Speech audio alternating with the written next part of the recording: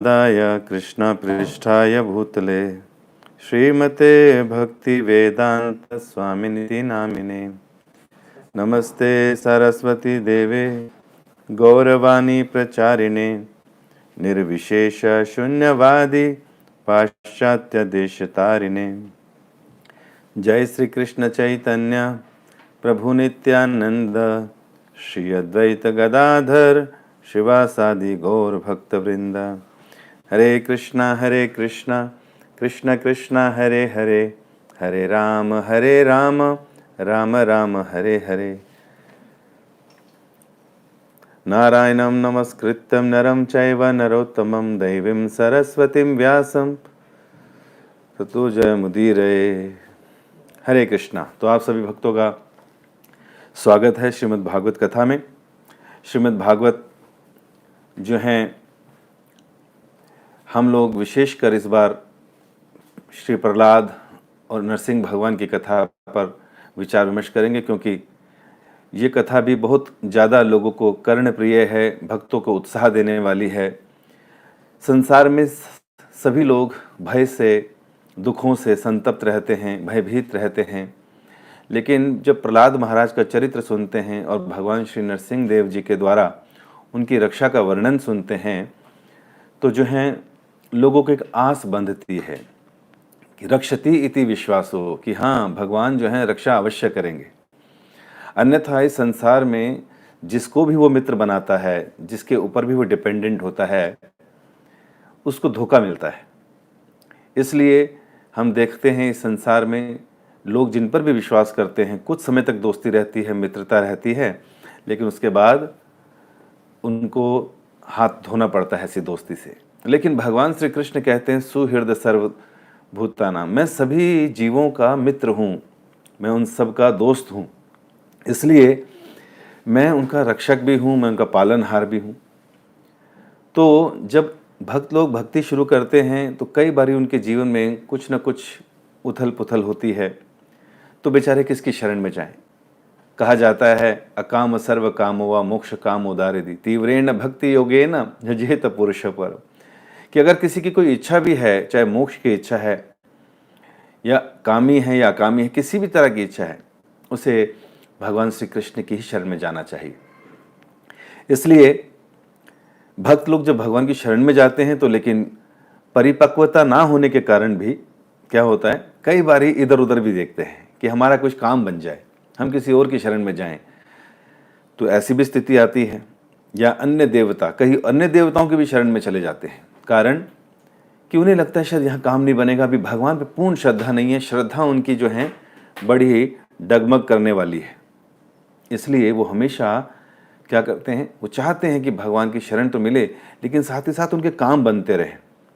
इसलिए भक्त लोग जो हैं ये भी सुनते हैं कि भगवान की भक्ति करनी तो है, अहेतु की होनी चाहिए और अप्रतिहता होनी चाहिए।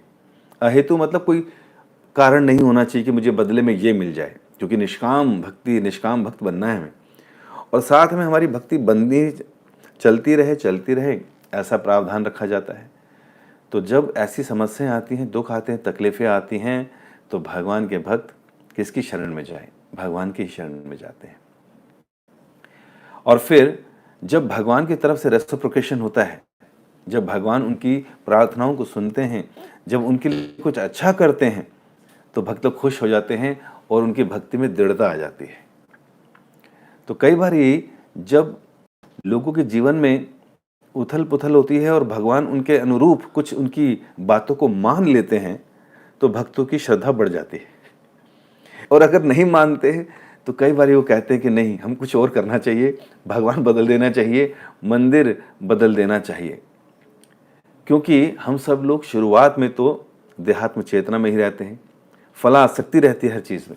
इसलिए व्यक्ति को चाहिए कि वो भगवान की अविचल भाव से भक्ति करे, साथ ही साथ फलासक्ति न रखे कि मुझे काम करने के बाद ये मिल जाए, मुझे भक्ति करने के बाद ये मिल जाए।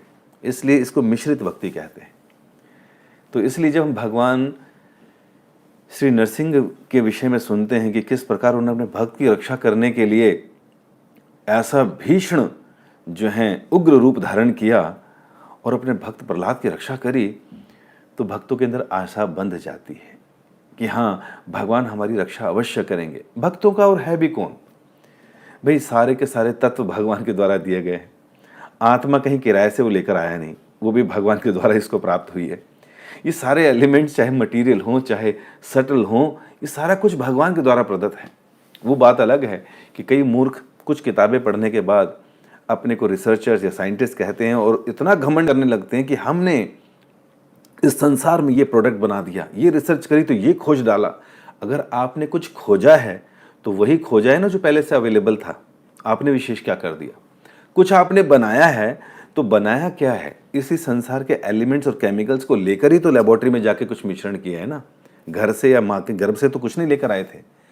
बुद्धि का इस्तेमाल किया तो बुद्धि आपके पास कहाँ से आई? भगवान श्री कृष्ण कहते हैं ददामि बुद्धि योगम। अरे भाई, मैं ही तो बुद्धि देता हूँ। ये सटल बॉडी जो है, मन बुद्धि और अहंकार, ये कहाँ से आया? ये किसी दुकान से आया, किसी मॉल से लाए, या फ्लिपकार्ट से या अमेजोन से खरीदा? बिल्कुल नहीं। माता के गर्भ में जब शिशु था तो उसको वहीं से सब कुछ उपलब्ध था। मन बुद्धि और अहंकार भी सब कुछ वहीं से उपलब्ध था। इसलिए जो लोग इस प्रकार अहंकारवश सोचते हैं कि मैंने कुछ किया, वास्तव में एक समय ऐसा आता है जीवन के अंत में जब वो ये सोचते हैं वास्तव में मैं कुछ नहीं करता, ना मेरे बस की कुछ है, ना मेरा पैसा मुझे बचा सकता है।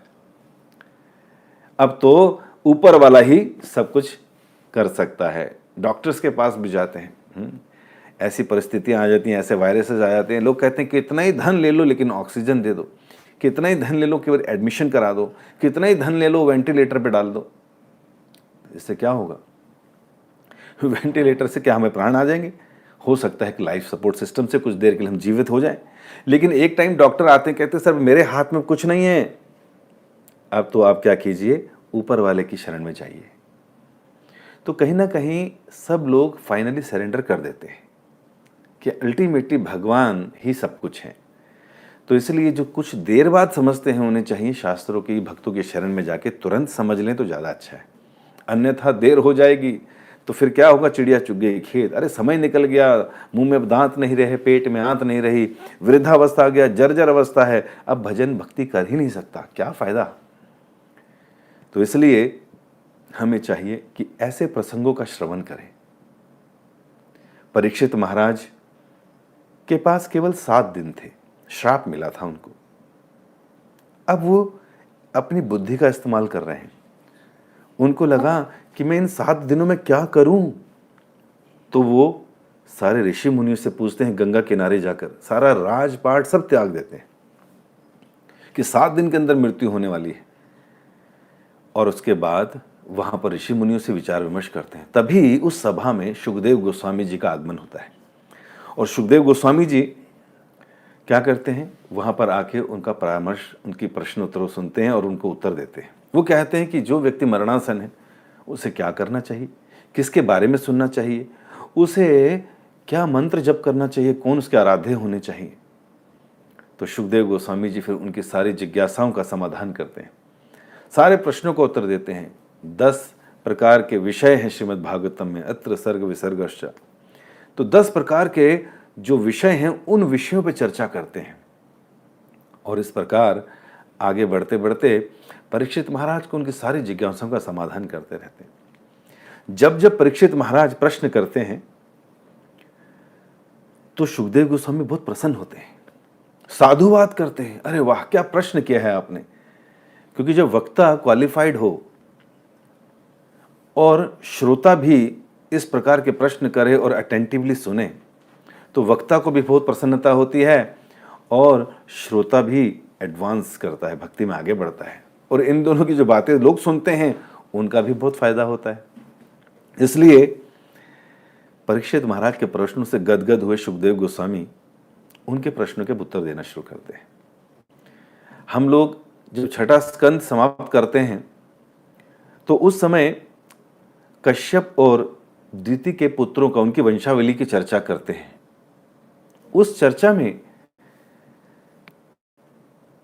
परीक्षित महाराज जब ये सुनते हैं कि किस प्रकार भगवान विष्णु ने इंद्र की सहायता के लिए असुरों का वध किया, हिरण्याक्ष और हिरण्यकशिपु का भी वध किया, तो उनके मन में एक संदेह आ जाता है। और जब सप्तम स्कंद शुरू होता है उसके पहले ही श्लोक में परीक्षित महाराज ये प्रश्न कर डालते हैं, क्योंकि उन्होंने अभी छठे स्कंद कश्यप के पुत्रों की गणना हो रही थी, उनका वर्णन चल रहा था। तब उस समय उन्होंने बताया था कि इंद्र की सहायता के लिए भगवान ने क्या किया, हिरण्याक्ष और हिरण्यकश्यप का वध किया। तो उन्होंने प्रश्न करके पूछा कि विष्णु तो सबके प्रिय हैं, विष्णु तो सब जीवों के प्रति समान रहते हैं, तो फिर उन्होंने इंद्र का पक्ष क्यों लिया? यहां तो पक्षपात कर दिया भगवान ने। और देवी देवताओं का पक्ष लेने से लाभ क्या होगा? उन्हें तो असुरों को भी समान रूप से देखना चाहिए था। अरे भाई, गीता में हम पढ़ते हैं ना, समोहम, कृष्ण कहते मैं समान हूं, मैं किसी के प्रति ना द्वेष करता हूं ना कोई मेरा प्रिय है, मैं सबके प्रति समान रहता हूं। तो जब भगवान भगवत गीता में ये कहते हैं कि मैं सबके प्रति समान हूं, तो यहां पर इंद्र को फेवर क्यों किया? तो सप्तम अध्याय की शुरुआत ही एक संदेह से कर रहे हैं परीक्षित महाराज, और परीक्षित महाराज के इस संदेह को दूर करना शुकदेव गोस्वामी जी का कर्तव्य है। और ऐसे प्रश्नों का भी उन्होंने साधुवाद किया। प्रश्न करने के बाद और यह भी कहा परीक्षित महाराज ने कि आप जो हैं मुझे सकारात्मक रूप से साक्ष्य भी प्रदान करें जो आप बोलेंगे। तो हमारे ग्रंथों में प्रश्नों के उत्तर ही दिए गए हैं, लोगों ने प्रश्न किए हैं और उसका उत्तर मिला है। अर्जुन ने प्रश्न किए अपनी जिज्ञासाओं का समाधान के लिए, भगवान कृष्ण ने उनके हर जिज्ञासा का समाधान किया।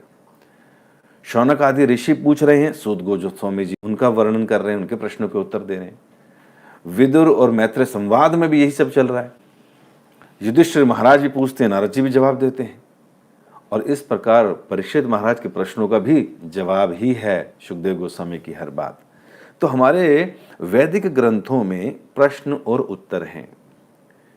आजकल के लोग तो ऐसे प्रश्न करते ही नहीं है, क्योंकि प्रश्न करने के लिए भी योग्यता चाहिए।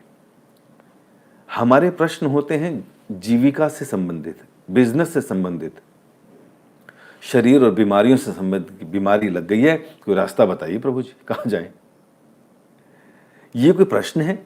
अरे असली प्रश्न तो परीक्षित महाराज ने पूछकर बताया कि भैया जो अंतिम समय में है उसको क्या करना चाहिए, क्या नाम जपना चाहिए, क्या उसको भजन करना चाहिए।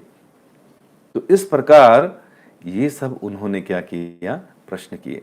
तो ऐसे प्रश्नों का उत्तर भी उन्होंने कहा मुझे साक्ष्य जरूर दें, एविडेंस के साथ मुझे बताएं। हम ये नहीं कह सकते कि हमारे दादा ने हमें ऐसा समझाया था। अब ये नहीं कह सकते कि हमारे जो चाचा जी हैं वो किताब लिख गए थे अपनी, तो उस किताब में ऐसा लिखा था। अब हमें उड़ता हुआ कागज मिला था, उस कागज के अनुसार ये हम आपको उत्तर दे रहे हैं। अरे बाबा, ये क्या मतलब हुआ? ये क्या साक्ष्य हुआ? साक्ष्य तो है वेद, जिसका मतलब है ज्ञान, जो प्रकट हुए हैं, जिसे लिखना नहीं पड़ा। ये भगवान की वाणी है, भगवान के सांसों से ब्रह्मा जी के थ्रू इस संसार में उतरे हैं।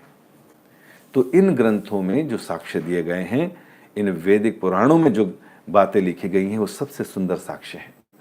उसका हमें साक्ष्य चाहिए होता है, कोई ना कोई एविडेंस शास्त्रिक होना चाहिए, तभी शास्त्रों को उनको बातों को मानना चाहिए। अन्यथा आज बहुत सी ऐसी तैयार है, वो तो कहते हैं बस थोड़ी सी डोनेशन दीजिए, साल में एक बार ये कोई भी नाम जपिए, आज से तुम हमारे शिष्य, हम तुम्हारे गुरु। ऐसा काला बाजारी चल रही है आजकल अध्यात्म के नाम पर भी। और एक से एक लोग, एक से एक जमूरे, एक से एक नाना प्रकार का आभूषण पहनकर, एक से एक प्रकार का स्टाइल रखकर, पीक आवर्स में आकर खूब पैसा खर्च कर इन सारी चीजों का, लोगों का शोषण करते हैं। और लोग भोली भाली जनता, नहीं, भोली भाली तो नहीं है। सबको मालूम है हमें ऐसा गुरु चाहिए जो हमें नियम ना बताए। सबको मालूम है, सब चाहते हैं कि ऐसा काम हो, ऐसा मंत्र हो जिसमें हमें दिक्कत ना हो। गुरु जी जो हैं अपने हिसाब से जो मर्जी कर लें, हमें तंग ना करें, हम तो थोड़ी सी डोनेशन दे देंगे। प्रभुपाद जी कहा करते थे, those who want to be cheated they will always get cheaters. जो चाहते हैं कि उनको मूर्ख बनाया जाए, तो उनको मूर्ख बनाने वाले मिल जाते हैं। इसलिए जिस दिन हम ये सोचेंगे मुझे सच्चा गुरु चाहिए, सच्चा ग्रंथ चाहिए, मार्गदर्शन चाहिए और मैं भगवान की भक्ति में आगे बढ़ना चाहता हूँ, हे भगवान मेरा मार्गदर्शन कीजिए, मेरे रास्ते खोलिए, सिंसियरली प्रार्थना करेगा, उसे निश्चित रूप से सदगुरु प्राप्त होंगे, ग्रंथ प्राप्त होंगे जो प्रमाणिक होंगे और गुरु प्राप्त होंगे जो प्रमाणिक होंगे, साधु मिलेंगे उसको, निश्चित रूप से उसका जीवन में वो आगे बढ़ेगा। तो इस प्रकार साक्ष्य मांगे जा रहे हैं और साक्ष्य देने के बाद सुखदेव गोस्वामी जी ने आगे बात शुरू करी। उन्होंने कहा कि सबसे पहले तो तुम्हारे जो प्रश्न है ना वो बहुत सुंदर है। साधु पूर्ण महाराज हरेक करितम अद्भुतम यद भागवत महात्म्य भगवत भक्ति वर्धनम गीयते परम पुण्य नभीर नारद आदि भी नत्व कृष्ण मुनया कथा इन हरि कथाम। अरे भैया तुमने हरि कथा के विषय में सुन रहे हो, तुम्हारे इन प्रश्नों के द्वारा भक्ति में वर्धन होने वाला है लोगों की, जो भी इस कथा को सुनेगा। तो इस प्रकार अब वो उनकी बातों को पूरा करते हैं कि तुमने प्रश्न किया, संदेह किया कि भगवान पक्षपात करते हैं। अरे रे रे, ये कैसे बोल दिया आपने? आपने केवल ये बोला ना कि देवताओं के प्रति और साधु उनके प्रति तो वो समान रहते हैं। कहते अब मैं बताता हूं। कहते सबसे पहले तो ये समझिए कि भगवान इस भौतिक प्रकृति से परे हैं। भगवान इस प्रकृति के अंडर में नहीं है, भगवान इस प्रकृति से परे हैं। तमोगुण रजोगुण सतोगुण से बनी हुई प्रकृति से ऊपर हैं भगवान, और इसलिए भगवान यहां प्रकट होते हैं, ना कि ये प्रकृति भगवान को बनाती है। पहले तो ये सिद्धांत पेश किया ताकि उनको समझाया जा सके परीक्षित महाराज को कि भगवान पर जो तुम ये संदेहास्पद बात कह रहे हो कि उन्होंने पक्षपात किया किसी के लिए, तो भैया पक्षपात वो व्यक्ति करता है जो प्रकृति के अधीन हो। ये तो प्रकृति से ऊपर है, इनके ऊपर तमोगुण रजोगुण और सतोगुण का कोई प्रभाव नहीं पड़ता। और फिर उन्हें कहा आगे, ये जो प्रकृति के गुण हैं ये भगवान के अधीन हैं, भगवान को छूते तक नहीं, भगवान को छू नहीं सकते प्रकृति के गुण। और हम लोग प्रकृति के गुणों के अंदर हैं, या तो तमोगुण में होंगे या रजोगुण में होंगे या सतोगुण में होंगे। अब भगवत गीता पढ़िए, हमारे लक्षण प्रकट हो जाएंगे। हम कितना अधिक सोते हैं, हम कितना अधिक रोते हैं, कितना क्रोध करते हैं, कितना पैसे और सेंस एंजॉयमेंट के चक्कर में लगे हुए हैं, हमारे सारे के सारे अनर्थ वहां दिख जाएंगे। भगवत गीता में भगवान कहते हैं कभी कभी ये सतोगुण रजोगुण और तमो को उठा हरा कर आगे बढ़ जाता है।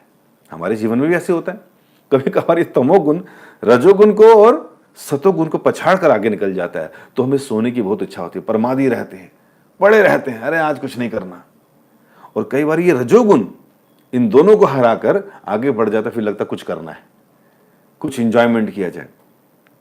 तो हम लोग इस संसार के लोग इन प्रकृति के 3 गुणों के अधीन हैं और भगवान इन तीनों गुणों से ऊपर हैं, इसलिए उन्हें निर्गुण कहा जाता है।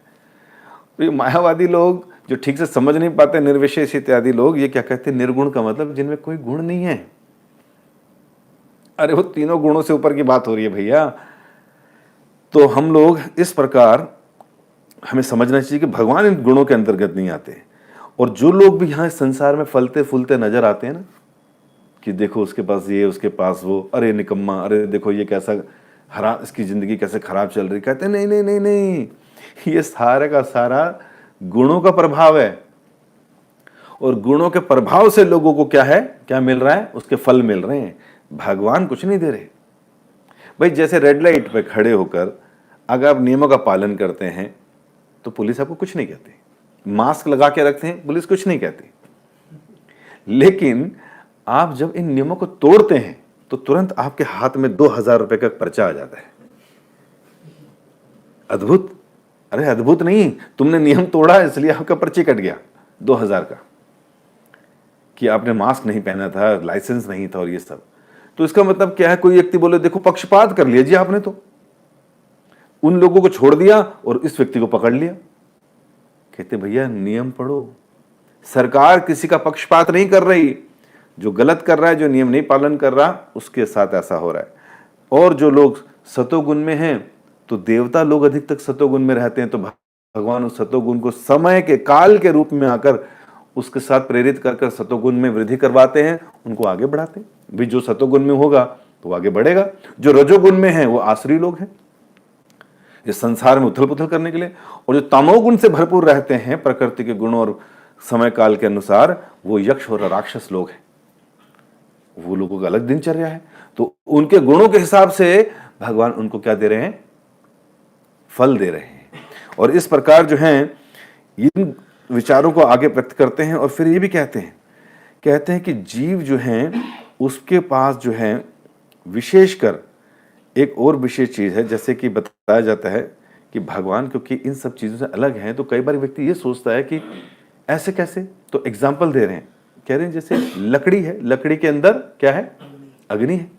ऐसे दो तीन और तर्क देते हैं, घड़े में जल है, आकाश में बर्तन के अंदर आकाश है, हटाओ तो सब एक मिल गया। उसी प्रकार भगवान कह रहे हैं कि जिस प्रकार मैं लकड़ी के अंदर उपस्थित हूं, दिखाई नहीं देता हूं, उसी प्रकार मैं हर जीव के अंदर, उस प्रकृति के अंदर भी हूं, लेकिन इससे अलग हूं, अंदर रहते हुए भी इससे मैं मिला नहीं हुआ। फिर भगवान कहते हैं, सुखदेव गोस्वामी जी आगे बताते हैं कि भगवान को किसी का फेवर करने की जरूरत नहीं है। जैसे एक स्कूल में एक टीचर किन बेसिस पर लोगों को अगली क्लास में भेजता है, या साइंस या कॉमर्स या आर्ट साइड उसको मिलती है, किस बेसिस पर? कि जो उसने परीक्षा में लिखा उस मार्क्स के अकॉर्डिंगली उसको मिल जाएगा। उसी प्रकार कोई व्यक्ति ये बोले, अरे उनको साइंस क्लास दे दिया, अपने को आर्ट्स में रखा, या इनको 90 मार्क्स दे दिए, मेरे को 34-5 मार्क्स दिए, ये क्या मतलब है? पक्षपात हो रहा है। तो पक्षपात नहीं हो रहा है, योग्यता, तमोगुण रजोगुण और सतोगुण के हिसाब से योग्यता है, इसलिए भगवान ऐसा मार्क्स दे रहे हैं। तो ये सब जो है बातें चल रही थी। इसके बाद अब साक्ष्य मांगे हैं ना, परीक्षित महाराज कुछ रेफरेंस भी दीजिएगा। तो ये तो बातें बोली, उसके बाद कहा एक बात और बताता हूं। आज से कुछ समय पहले तुम्हारे परिवार के लोग तुम्हारे युधिष्ठिर जी, जो तुम्हारे काइंड ऑफ पिता ही लगते हैं, ताऊ जी, क्या कहते हैं, परदादा, दादा, तो वो जो हैं एक बार राजसूय यज्ञ कराया उन्होंने। उस राजसूय यज्ञ में क्या हुआ, वहां पर भगवान ने शिशुपाल का वध किया था। और जब शिशुपाल का उस यज्ञ में वध हुआ तो युधिष्ठिर जी ने साथ बैठे नारद जी के प्रणाम किया और कहा, भगवान मुझे कुछ शंका है, तो मैं तुम्हें उन दोनों के बीच में हुई बात का विवरण देता हूं।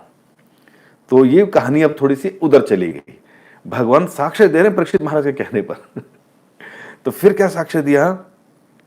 उन्होंने कहा, युधिष्ठिर ने भी प्रश्न किया कि जब शिशुपाल जो थे, भगवान ने उसका वध कर दिया, क्या किया? सुदर्शन चक्र निकाला, उसकी गर्दन काट दी। ये कैसे भाई? तो उन्होंने कहा, ऐसे कैसे? सायुज्य, उनकी शरीर से आत्मा निकली और भगवान के शरीर में प्रवेश कर गई। ये तो सायुज्य मुक्ति है। अभी सायुज्य मुक्ति भी किसी पारलौकिक जो ये ट्रांसेंडेंटलिस्ट हैं, इनको कहां इतनी आसानी से मिलती है ना? इसके लिए तो खूब पापड़ बेलने पड़ते हैं जीवन भर, तब जाके किसी को सायुज्य मुक्ति प्राप्त होती है। और इधर क्या हुआ? भगवान ने शिशुपाल को मारा और उसके शरीर से आत्मा निकल के सायुज्य मुक्ति प्राप्त हो गई। ये कैसे हो गया? अपने शत्रु को भगवान ऐसे कैसे सायुज्य मुक्ति प्रदान कर रहे हैं? और कहते हैं, एक रेफरेंस और मैं देता हूं। वेन था, एक वेन राजा, वेन, कहते हैं वेन का क्या था, बड़ा पापी था, ठीक था, उसने भगवान की बहुत, मतलब ब्राह्मण और भगवान का बहुत वो करा था, तो उसको नरक क्यों भेजा? ब्राह्मणों ने भी उसको श्राप देकर उधर भेज दिया, तो उधर तो उसको नरक भेज रहे हैं, और इधर शिशुपाल को भगवान क्या कर रहे हैं? सायुज्य मुक्ति दे रहे हैं। अरे बाबा, ये क्या मतलब? तो कुछ तो पता होना चाहिए ना, आप बताएं कुछ हमारे को। ये शिशुपाल तो बचपन से, और दंत वगैरह बचपन पैदा होते तोतली भाषा में भी भगवान को गाली देते थे, ऐसी स्थिति थी। दोनों ऐसे थे। वो कहते हैं, एक श्लोक कोट करते हैं, शपतो रसकृत विष्णु यद बह्य परवम वयम श्वितोत्रो न जातो जीवहायाम नंधा विविशस्तु मम। कहते हैं भाई, ये जो शिशुपाल और दंतवक्र थे, ये लोग भगवान की इतनी निंदा करते थे, इतनी निंदा करते थे, लेकिन भगवान की निंदा करने वाला व्यक्ति तो क्या हो जाएगा? उसको तो अपराध लग जाएगा, उसको अपराध लग जाएगा। और अपराध लगेगा तो क्या होगा? हमने तो नहीं देखा कि जो भगवान के प्रति अपराध कर रहा है, कहीं उसकी जीवा पे कोड़ पड़ गया हो, है ना? कोड़ पड़ जाता जी, तो उसको कोड़ नहीं हुआ, और ना तो इतना उल्टा सीधा बोलने की वजह से नरक गया, उसको तो आपने सायुज्य मुक्ति प्रदान कर दी। तो मेरी ना बुद्धि पूरी तरह चकरा गई है ये सुनकर और ये देखकर कि शिशुपाल को क्या मिल रही है, मुक्ति मिल रही है, और वेन को नरक मिल रहा है। तो कहते मेरी बुद्धि ऐसी चकरा रही है, ऐसी फ्लिकरिंग हो रही है, जैसे कि एक मोमबत्ती जब जल रही होती है ना, और वो हवा के थपेड़ों से जलबू जलबू जैसी हो रही होती है। कहते मेरी बुद्धि भी ऐसी परेशान चल रही है इस समय, तो मेरा मार्गदर्शन करें नारद जी आप। नारद जी ने प्रसन्न हो गए। अब देखो, कोई भी व्यक्ति जब प्रश्न करता है ना, तो वक्ता बहुत खुश होता है क्यों? क्योंकि इसमें प्रश्न पूछने वाले का लाभ है, वक्ता का असली लाभ है कि भगवान का गुणगान का मौका मिला, और इस संवाद को जो भी सुनेगा उसका भी लाभ होगा। तो इसलिए प्रसन्न हुए नारद जी भी। और नारद जी जब प्रसन्न हुए तो उन्होंने कहा अब मैं तुम्हें इसका उत्तर देता हूं। अब नारद जी उत्तर देना शुरू कर रहे हैं। नारद जी ने कहा, द्वंद्व अज्ञान का कारण है। जीव सबसे पहले अज्ञानता में फंसता है, अपने को देह मानता है, और देह के बाद हर चीज में ड्युअलिटी, द्वंद्व, ये मेरा, ये पराया, ये मित्र, ये शत्रु, ये अमीर, ये गरीब, ये मोटा, ये पतला, ये काला, ये गोरा, ये मेरी जाति का, ये दूसरी जाति का। तो इस प्रकार लोगों के अंदर भेद बुद्धि आ जाती है। अजो नियम कहते ना, व्यक्ति जो है मैं और मेरा करने लगता है। क्यों? अज्ञानतावश। सबसे पहले वो अपने को शरीर मान बैठता है, और शरीर ही उसके दुखों का क्या है? कारण है। शरीर उसके दुखों का कारण है, क्योंकि शरीर से उसने अपने आप को आइडेंटिफाई कर लिया। अब मुसीबत फंस गया, अब वो दुखी भी रहेगा, सुखी भी रहेगा, परेशान भी रहेगा, चिंतित भी रहेगा। तो ये उसके जीवन में। तो नारद जी ने पहले बताया सबसे बड़ी समस्या क्या है? देहात्म बुद्धि, देहात्म बुद्धि। और फिर इन्हीं द्वंद्वों के बीच में यह आत्मा फंसी रहती है। फिर हमने अपने को शरीर मान लिया, फंसे रहो। अब ये द्वंद्व कितना तंग करते हैं हमें। हर व्यक्ति को द्वंद्व ही तो तंग कर रहे हैं, क्योंकि वो देहात्म बुद्धि में वो अपने को समझ रहा है कि शरीर में हूं, और अब संसार में होने वाली हर घटना किसी को वो क्या करेगा? स्वीकार करेगा, और किसी को अस्वीकार करेगा, नेग्लेक्ट करेगा। और इस वजह से क्या होगा? वो कभी खुश होगा, कभी दुखी होगा, कभी तो अच्छा लगेगा, कभी बुरा लगेगा। हर व्यक्ति के जीवन में यही समस्याएं चल रही हैं, वो इन्हीं ड्युअलिटी से परेशान है।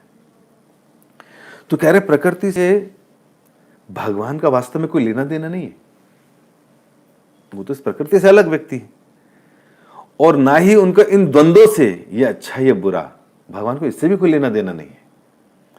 भगवान देहात्म बुद्धि में नहीं है, वो प्रकृति से ऊपर है। देहात्म बुद्धि में जो होगा वो मैं और मेरा करेगा, और चाहे वो भक्त हो, चाहे वो असुर हो या राक्षस हो, भगवान का पारस्परिक व्यवहार उनके साथ एक जैसा रहता है। ऑक्सीजन सबके लिए, सूर्य सबके लिए, हर चीज उन्होंने दिया है। बट आपका ये कहना कि शिशुपाल को तो सायुज्य मुक्ति दे दी और वेन को नरक भेज दिया, तो ये कैसे? तो उन्होंने कहा एक्चुअली क्या है, भगवान का ना इन सब चीजों को ये सोचने, भगवान ने ऐसा कर दिया, ऐसा कर दिया। सबसे पहली बात तो ये समझो कि तुम देहात्म बुद्धि में हो, गुणों से युक्त हो, इसलिए तुम ऐसी भेद बुद्धि रख रहे हो। भला जो इन तीनों गुणों से ऊपर है, जो देहात्म चेतना से ऊपर है, जो इस संसार जिसका कोई लेना देना नहीं, भगवान कहते ना हम लिम्पंती, मैं किसी संसार में किसी चीज से लिप्त नहीं होता, तो भला तुम लोग मुझे ऐसा क्यों सोच रहे हो कि भाई मैं भी तुम्हारी तरह हूं? जैसे जेल के अंदर जब प्रधानमंत्री जाते हैं चक्कर लगाने के लिए, तो वो सारे के सारे कैदी मूर्ख हैं जो ये सोचते हैं देखो आखिर आना पड़ा ना इनको भी यहां, इनमें और हमें फर्क क्या है? तो भैया ये तुम्हारी बेवकूफी है कि तुम उनको ऐसा सोच रहे हो। वास्तव में भगवान का कोई लेना देना नहीं जेल से, जेल के नियमों से, उनसे ऊपर हैं। इसलिए हम भगवान पे इस प्रकार की तोहमत नहीं लगा सकते कि उन्होंने पक्षपात कर दिया। उन्होंने कहा कि भाई जो ये वेन था ना, उसके बारे में भी बताता हूं। उन्होंने कहा कि वास्तव में भगवान के प्रति अगर कोई भी निष्ठावान भक्त होगा और जो भी उनकी तरफ ध्यान लगाएगा, कंसंट्रेट करेगा, वो निश्चित रूप से पाप मुक्त हो जाएगा। ये तो भगवान की नेचर है। कोई भी उन पर ध्यान लगाए, कोई भी नाम उनका पुकारे, निश्चित रूप से वो इन चीजों से अलग उठ जाएगा। तो परिणाम उसको सेम मिलेगा, क्योंकि किस पर ध्यान लगा रहा है वो? भगवान पर। तो उन्होंने कहा देखो, ध्यान लगाने के भी अलग अलग तरीके हो सकते हैं। उन्होंने कहा तस्माद वैरानुबंधन निर्वैरेश भयेन वा स्नेहाति कामे या युंजति कथासीनेकता पृथक। इसका क्या मतलब? वो कहते हैं कि हो सकता है कि वैरानुबंधन, कोई वैर रखे भगवान से, 36 का आंकड़ा, आज तू नहीं और मैं नहीं, 36 का आंकड़ा रखे कोई भगवान से, वैर के द्वारा भगवान के संपर्क में आए। बंधन मतलब स्ट्रांग अटैचमेंट कर लेके देख लूंगा तुम्हें है कि नहीं? कई लोग होते हैं ऐसे, कईयों का संतान छोटी उम्र में मर जाए, वो इतनी गालियां देते हैं भगवान को, है ना, बहुत परेशान हो जाते हैं, दुखी हो जाते हैं। मैंने तेरे घर के मंदिर के चक्कर लगाए, पानी डाला, मैंने प्रसाद चढ़ाया 1.25 रुपए का, और मेरा बच्चा उठा लिया तुमने। और मेरे पड़ोसी का जो है, जिससे मैं नफरत करती थी, जिससे मैं ये होता था, उसका बेटा बीकॉम बीएससी करके वो आगे बढ़ गया। ये क्या मतलब? मेरे घर दिखा था, आज के बाद मैं तेरे दर पे माथा नहीं टेकूंगा। और जब जीवन में कलेश आते हैं, दुख आते हैं, परेशान होते हैं, लगता अब कोई आसरा नहीं बचा, डॉक्टर भी कहते भाई भगवान के पास जाओ, कहते चल ठीक है भाई। फिर भगवान के मंदिर पहुंचते, घंटी बजाते और कहते खुश तो बहुत होगे तुम आज तो संसार में लोग जो हैं इस प्रकार, या तो वैर के रूप में, या फिर डिवोशनल सर्विस, भगवान की भक्ति कर रहे हैं जी, उससे भी अटैचमेंट हो रहा है भगवान से, संबंध बन जाता है। ठीक है, संबंध बन जाता है। और फिर तीसरा कह रहे हैं भयेन वा, कई लोग भय से करते हैं। वो कंस का सुना आप लोगों? कंस में क्या हुआ? कंस तो भगवान से इतना भयभीत हो गया कि जिसको भी भेजा मारने के लिए, वो सारे की सारी खबर, बुरी खबर आई जी, वो भी चला गया, वो भी नहीं रहे। अरिष्टासुर भी गया, पूतना को भी मार डाला, है ना, व्योमासुर भी मर गया, धेनुकासुर भी मर, जितने असुर थे सारे मार दी भगवान ने। अब सारे असुर मर गए, कंस की हालत खराब कि मैंने इन संसार में सबसे पहले इन असुरों को जीता था, पैरों की धूल चटाई थी, उसके बाद मित्रता की थी, आज ये सारे मेरे अंडर में थे, और एक छोटे से बच्चे को मारने भेजा, ये खुद मर के आ गए। तो बड़ा दुख हुआ कंस को। उसको फिर वो भविष्यवाणी याद आने लगी, ये कंस, तेरा तो काल 8वां पुत्र देवकी का प्रकट हो चुका है, ओए होए होए, भी मरने वाला हूं मैं तो, उफ। तो उसको बार बार परेशानी होने लगी, दुखी होने लगी। रात को सोता था, सपने में एकदम उठ के भाग बोलता था, बचा लो बचा लो बचाओ, जोर जोर से। क्या हो गया? आप तो यही हूं। अरे मैं यही हूं, मेरा हाथ नहीं कटा, मेरी गर्दन नहीं कटी, बच गया। शीशा देखने जाता था, शीशे में अपनी मुंडी नहीं दिखाई देती थी और फिर देखता था उसकी परछाई, अपनी परछाई देखता था, परछाई में बड़े बड़े छेद दिखाई देते थे शरीर के अंदर। कहते क्या हो रहा है मेरे साथ? आगे चलता था, कीचड़ से निकलता था तो पैर में छापे, उसके इंप्रेशन, फुटप्रिंट्स नहीं दिखाई देते थे। भयभीत हो गया कि अब गया तो कब गया, अरे भैया कृष्ण मार देगा मुझको। तो भय से बार बार बार बार भगवान का ही चिंतन करता रहा। शिशुपाल और दंतवक्र वैर भाव से, एनवी भाव से भगवान का जो है द्वेष बना। और फिर कह रहे हैं स्नेहती, अरे भाई स्नेह से भी तो करते हैं लोग, है कि नहीं? स्नेह से और काम की इच्छाओं से भी। अरे काम की इच्छा से कौन करेगा भाई? अरे भगवान तो सुंदर इतने हैं कि अच्छे अच्छे के व्रत टूट जाए। ब्रज में तो लोग भगवान से प्यार करते हैं, अपना घर परिवार सब छोड़कर भागते हैं उनके पास कि बताओ भगवान कहाँ बुलाना है, कहाँ जाना है, हम आपके द्वारा बिके हुए हैं, जस्ट टेल अस कहाँ किधर मिलना है।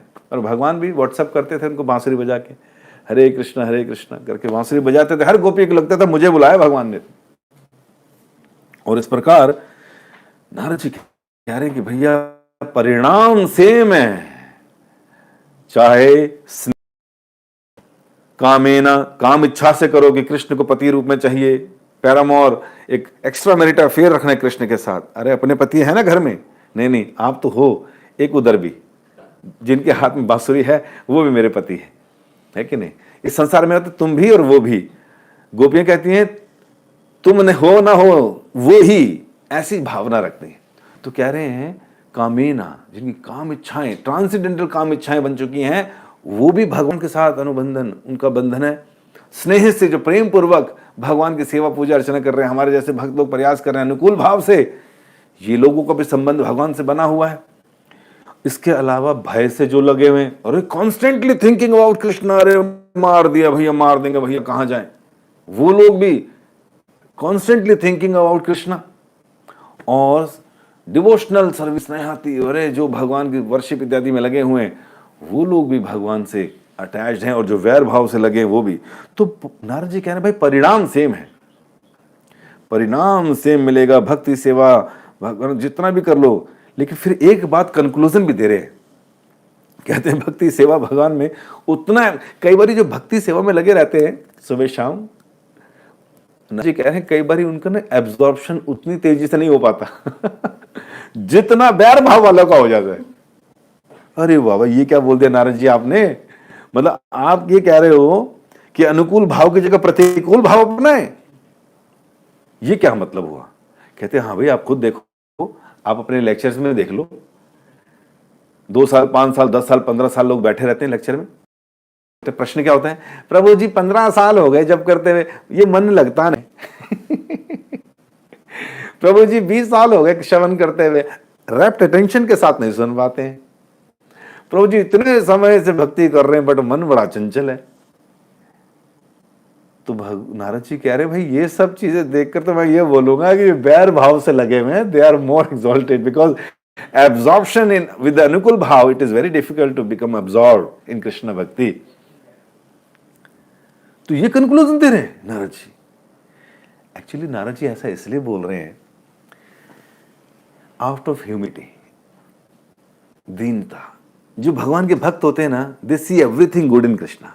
उनकी हर कला, उनके हर कदम, उनकी हर लीला उनके हृदय को प्रेम से विच्छेद कर देती है, और वो असलियत जानते हैं अपने भी, भक्तों की भी, सबकी। अरे भैया कमाल कर दिया, प्रेम से तो तुम लेते ही लेते हो सबको अपनी बाहों में, और जो निकम्मे लोग हैं उनको भी मुक्ति दे देते हो। अरे भाई कमाल हो गया भाई, मुक्ति वाले भी बहुत अच्छे।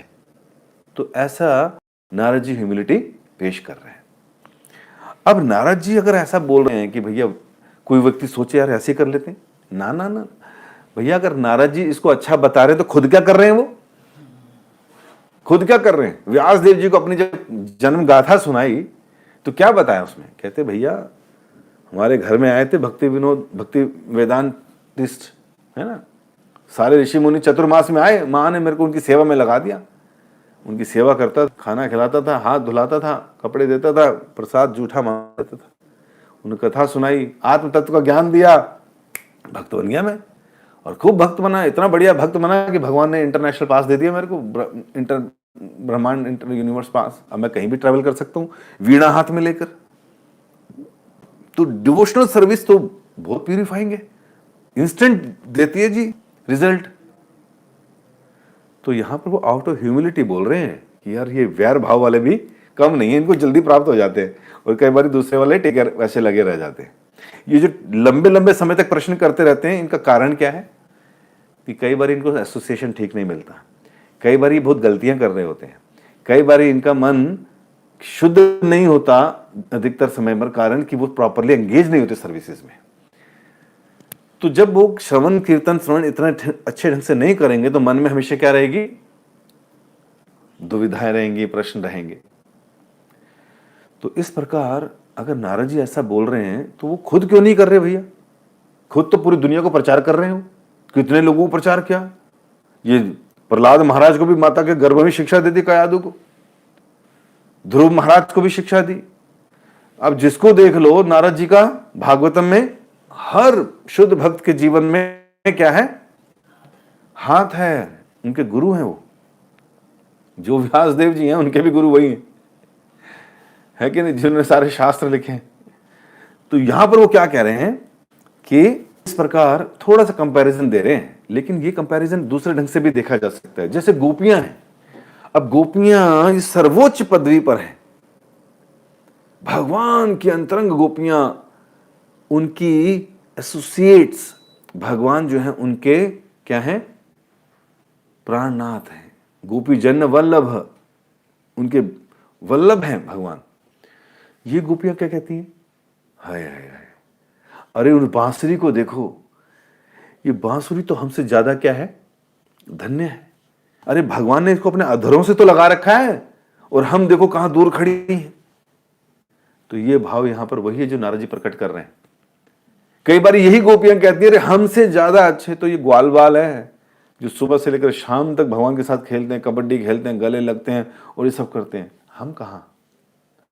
तो कई बार ही वो अपने माधुर्य रस में आस्वादन लेने काम भावना से करें, फायदा किसका होगा, जीव का फायदा होने वाला है, हम जैसे निकृष्ट जीवों का फायदा होने वाला है। इसलिए नारद जी ने इन सारे पांचों प्रकार के उसको बताया। इसलिए कहा गोप्य काम भयत कंस ने भगवान को ट्रांसेंडेंटल काम वासना से ही क्या कर लिया, प्राप्त कर लिया। भयात कंस, अरे कंस ने भय के कारण प्राप्त कर लिया। द्वेष, द्वेष जो है इन दोनों ने, कौन, दंतवक्र और शिशुपाल ने कर लिया। संबंध, संबंधी के रूप में भगवान के वृष्णि पुत्रों ने, यादवों ने, जो अपने कृष्ण से बहुत प्रेम करते थे, उन्होंने संबंध के रूप में कर लिया। और जो ये पांडव इत्यादि हैं भगवान के सूर्यदेव, ये भक्ति के रूप में, इनसे प्रेम के रूप में, मित्र के रूप में इनको स्वीकार कर लिया।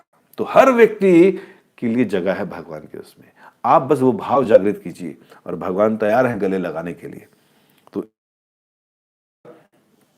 इसका जो वर्णन करने के बाद उन्होंने कहा, आप समझे, और साथ में तुम वेन का बात कर रहे थे कि वेन को नहीं, कहते वेन भैया इन पांचों में आता था क्या, ना तो वैर था ना कुछ था, वो तो निकम्मा आदमी था, उसने कभी भगवान का चिंतन ही नहीं किया, इसलिए गया नरक। वो शिशुपाल इत्यादि ने भगवान की डायरेक्ट निंदा करी, लेकिन कांस्टेंट की, कांस्टेंट की। जैसे वो ग्रास मूव होता ना, वो ध्यान लगा लगा कर क्या बन जाता है, कुछ समय बाद तितली बन जाता है। तो कैसे ध्यान लगा रहा है, इसलिए कह रहे भैया ध्यान लगाओ, कांस्टेंट ध्यान लगाओ, कांस्टेंट एंगेज रहो, तो क्या होगा, आप भी एक दिन उस स्वरूप को प्राप्त कर लोगे, उस भाव को प्राप्त कर लोगे। इस प्रकार भगवान जो हैं, तो ऐसे प्रश्न करें, कहते उनके शरीर अध्यात्मिक, इस संसार से हमेशा अलग रहने वाले, उस शाप का मतलब कैसे, क्या कारण था, क्यों ऐसा शाप मिल गया जिसकी वजह से हुआ, आप मुझे थोड़ा विस्तार से बताइए। नारद जी ने कहा अच्छा, तो कहते मैं तुम्हें वो कथा बताता हूं जिसकी वजह से वो यहां गिरे। तो उन्होंने कहा कि एक बार ब्रह्मा जी के 4 पुत्र अपनी योगिक शक्तियों के द्वारा अपने को 5 वर्ष के शिशु के रूप में ही रखते थे और सारा समय भजन में, है ना, निकल जाते थे। तो एक दिन उनकी नासिका में भगवान विष्णु के चरणों की तुलसी की गंध आए, अब उसी दिशा में निकल गए और वैकुंठों में चले गए चारों। ये चारों बालक जो हैं नग्न अवस्था में रहते थे, बच्चे 5 साल के नग्न अवस्था में उस तरह की अवस्था रहती थी। जैसे 1 द्वार 2 द्वार 3 द्वार 4 5 6 द्वार क्रॉस कर लिए, किसी ने नहीं रोका, अब बस आखिरी द्वार रह गया था और भगवान का दर्शन हो जाते। इतने में जय विजय जो खड़े थे, उन्होंने रास्ता रोक दिया। अरे नग्न अवस्था में ये बालक यहां अंदर नहीं जाने देंगे, लगा दिया भाला आगे। बस अब क्या था, उनको क्रोध लगा।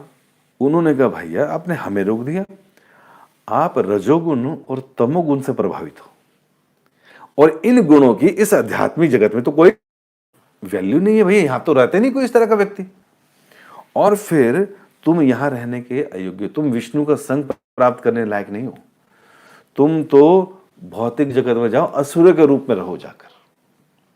तो ये श्राप दे दिया। अब जैसे श्राप मिला, ये भी कांपने लगे। उधर भगवान विष्णु जो लक्ष्मी जी के साथ बैठे थे, उनके पास मैसेज आ गया, लाइव देख लिया उन्होंने सीसीटीवी से कि क्या हो रहा है। वैसे तो भगवान हर चीज को जानते हैं, जब उनके हाथ में खुजली होती है या जब उनकी इच्छा होती है, ही इज अ पर्सन, वो भी एक पुरुष है, उनके अंदर भी फीलिंग है। क्या उनकी फीलिंग नहीं है?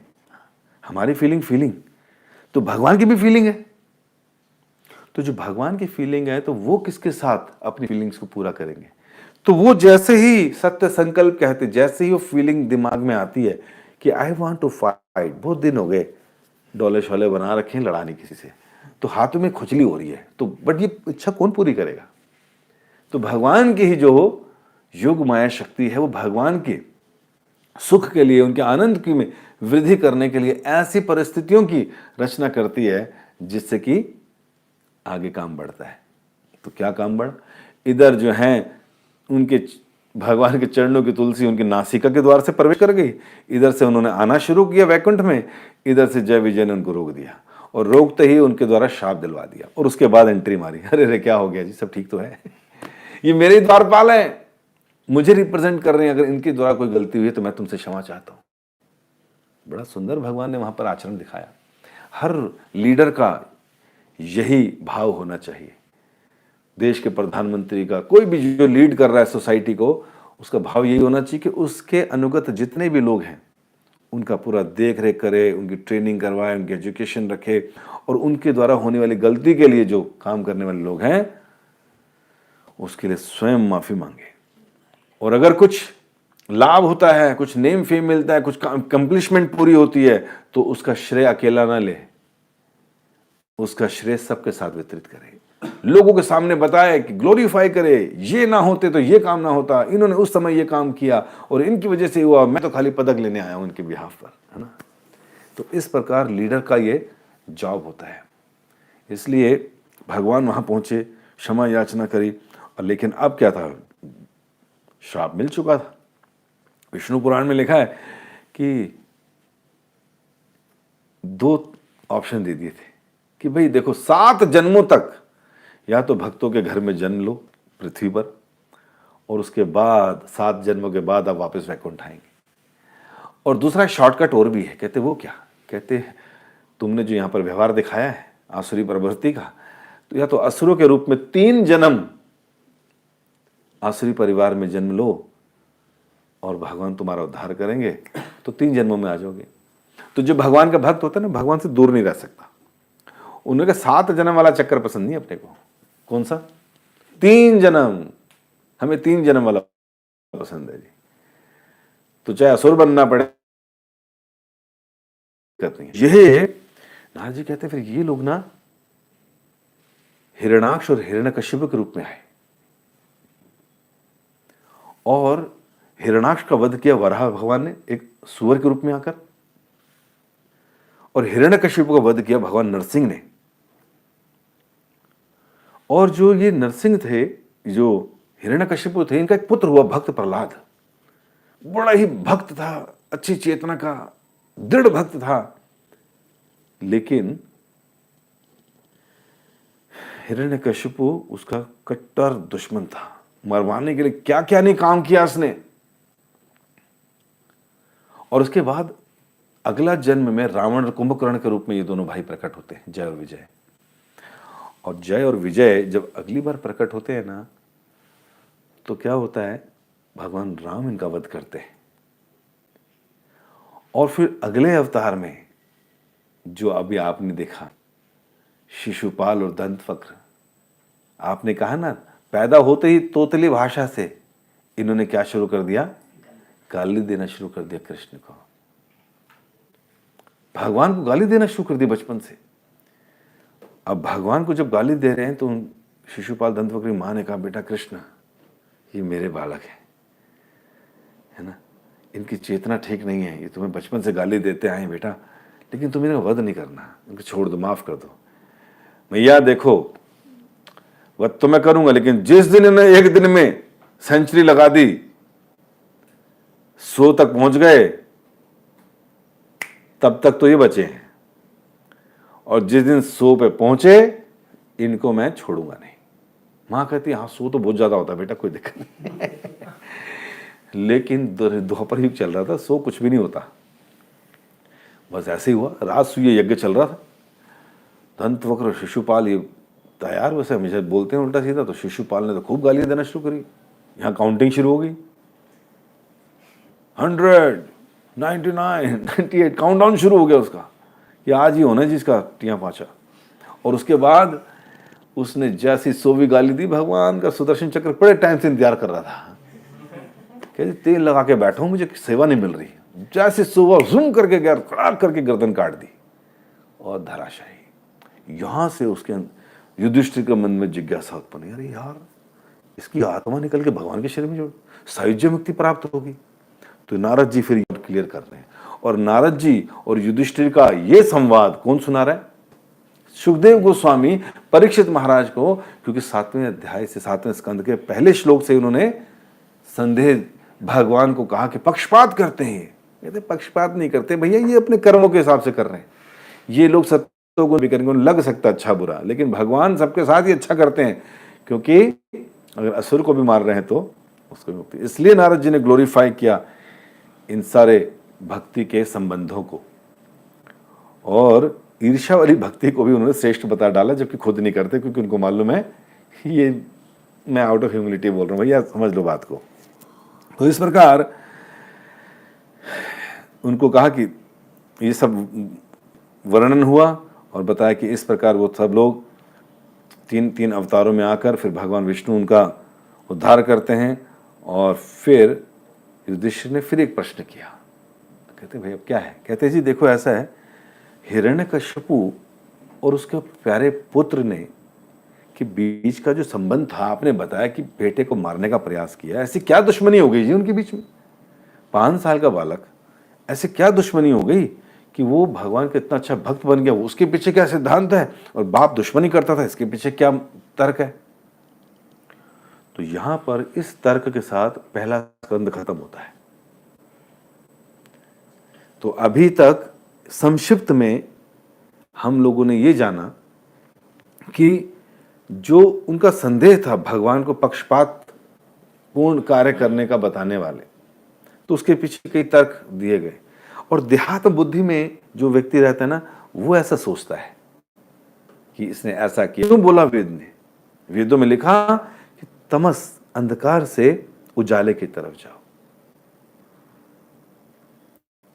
कृष्ण है सूर्य सम, माया है अंधकार, जहां कृष्ण तहां नहीं माया अधिकार। अरे कृष्ण और सूर्य के समान है और माया अंधकार है। जब तक हम लोग माया में, अंधकार में, अज्ञानता में रहेंगे, देहात्म बुद्धि में रहेंगे, आगे नहीं बढ़ सकते। फिर आप बस जिन लोगों को अच्छा मिल गया अपने कर्म के हिसाब से, गुणों के हिसाब से, तो उनको देखकर फिर परेशान ही रहेंगे, दुखी। कहते जी कहां करे, जमीन ही नहीं है, पहले कागज दो, पत्र दो, जमीन प्रॉपर्टी कुछ नाम पे करो, अपना कोई घर बार होगा तभी तो कुछ करेंगे जी, लेकिन पृथ्वी है ही नहीं। तो उसके बाद वराह भगवान रसाताल से पृथ्वी को बाहर निकालने के लिए एक सुंदर से सुअर का रूप लेते हैं। और कहां से प्रकट होता है वो? ब्रह्मा जी की नासिका के द्वार से छींकते हैं ऐसे करके, और अचानक देखते रहे सुअर प्रकट हो गया और धीरे धीरे बढ़ने लगा। सुंदर सुनहरे बाल हैं उसके, आभूषण पहने हुए, और दिन ऐसे बढ़ता जा रहा है, बढ़ता, हाथी जैसा हो गया और बड़ा हो गया। और फिर ब्रह्मा जी की जो टेंशन थी, जो शंभु मनु की टेंशन थी कि पृथ्वी नहीं है, रसाताल में है, वराह भगवान डुबकी लगा के पहुंच गए उधर। और इधर जो थे हमारे हिरणाक्ष जो थे, इनको अपनी बाहों पर बड़ा घमंड था। इनको था कि जी है कोई, तो इधर उधर जाके पूछते रहते थे बस, कोई है लड़ने वाला, कोई है जी। सारे देवता भागते थे उससे, कहते भाई ये पागल आ गया फिर लड़ने के लिए, है कि नहीं? तो सारे अपने इधर उधर छुप जाते थे। एक दिन पानी में घुस गया वो, वरुण देव से लड़ूंगा। वो कहते मेरी उम्र हो गई भाई, तू कहीं और लड़ जाके। कहते नहीं तो फिर बताओ भाई किससे लड़ूं? कहते एक काम करो, तुम अभी ऊपर जाओ, है ना, भगवान वराह जा रहे, तुम उनसे जाके बात करो। तो हिरणाक्ष गया और देखा कि वराह भगवान जो है पृथ्वी को बाहर निकाल रहे हैं। कहते ओ या ओ सुअर, लड़ हमसे, क्या तू इस तरह से कर रहा है? तो उन्होंने इशारा कर, भाई ये काम का काम कर रहे हैं, उसको पृथ्वी को लड़ा। कहते हैं नहीं लड़ो हमसे। तो वाद विवाद हुआ। भगवान ने कहा 2 मिनट रुक, पृथ्वी को अपनी जगह पे टिकाया, कहा बता।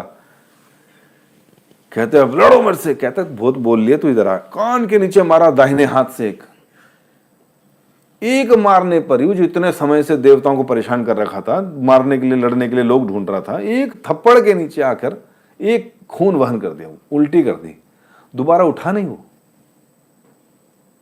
अच्छा भगवान भी ना, अरे यार एक भी मर गए तो है कि नहीं, तो भी लड़ाई भी ढंग से नहीं करी, है ना, गदा वदा लेकर आया था, मैं भी लेकर आया था, एक ही दिया तो इतने भी निकल गए, तो बोल रहा था, मुझे तो लगा ये तो लड़ेगा ढंग से, चल ठीक है यार मिट्टी पाओ। तो ये बोलकर भगवान आगे निकले, पृथ्वी को हटाया, लगाया वापस।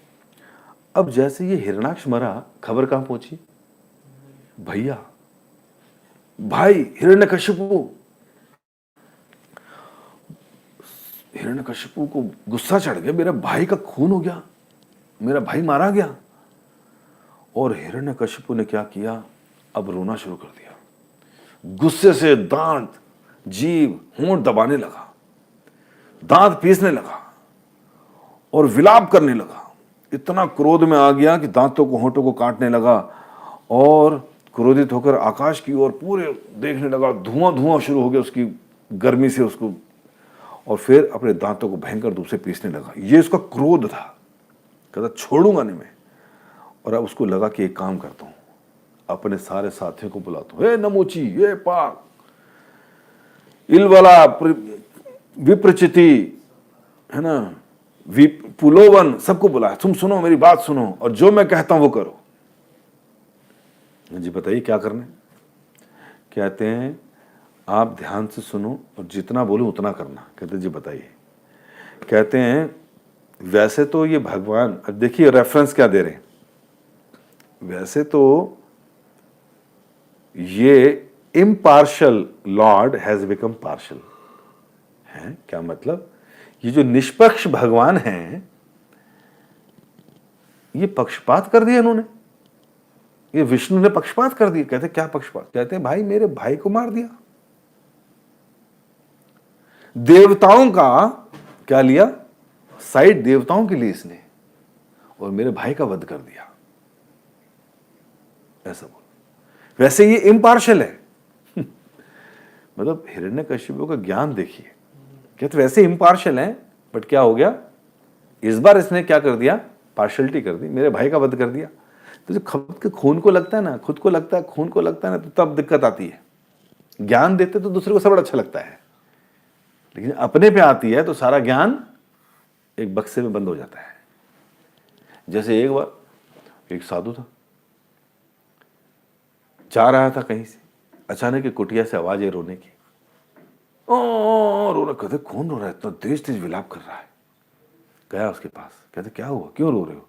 देखा उसकी गोदी में बकरी नहीं, उसका पुत्र, सॉरी उसका पुत्र मर गया, युवा पुत्र मर गया था। अब कौन नहीं रोएगा भैया, जिससे भी तुम्हारा प्रेम होगा, जो अपना खून होगा, मरेगा तो रोएगा नहीं।